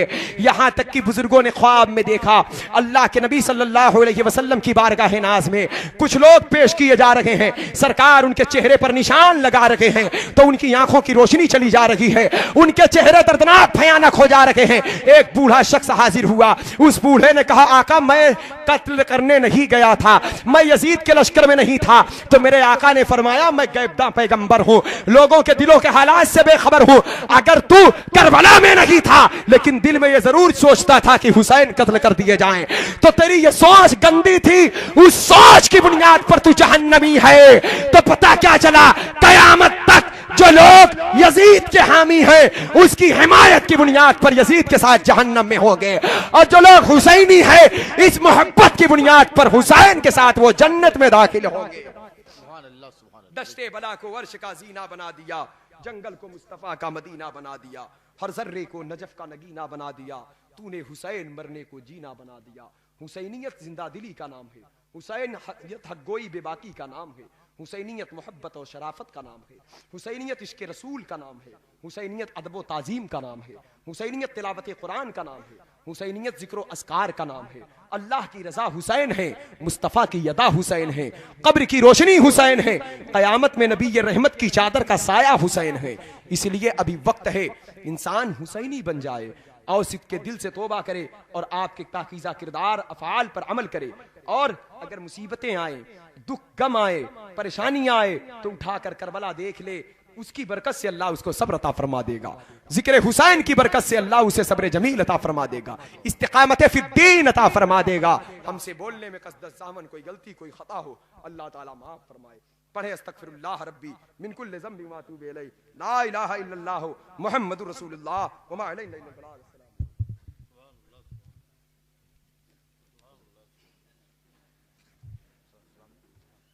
आइए खड़े हो जाए, बारगाह रिसालत में सलातो सलाम का नजराना पेश कर लिया जाए।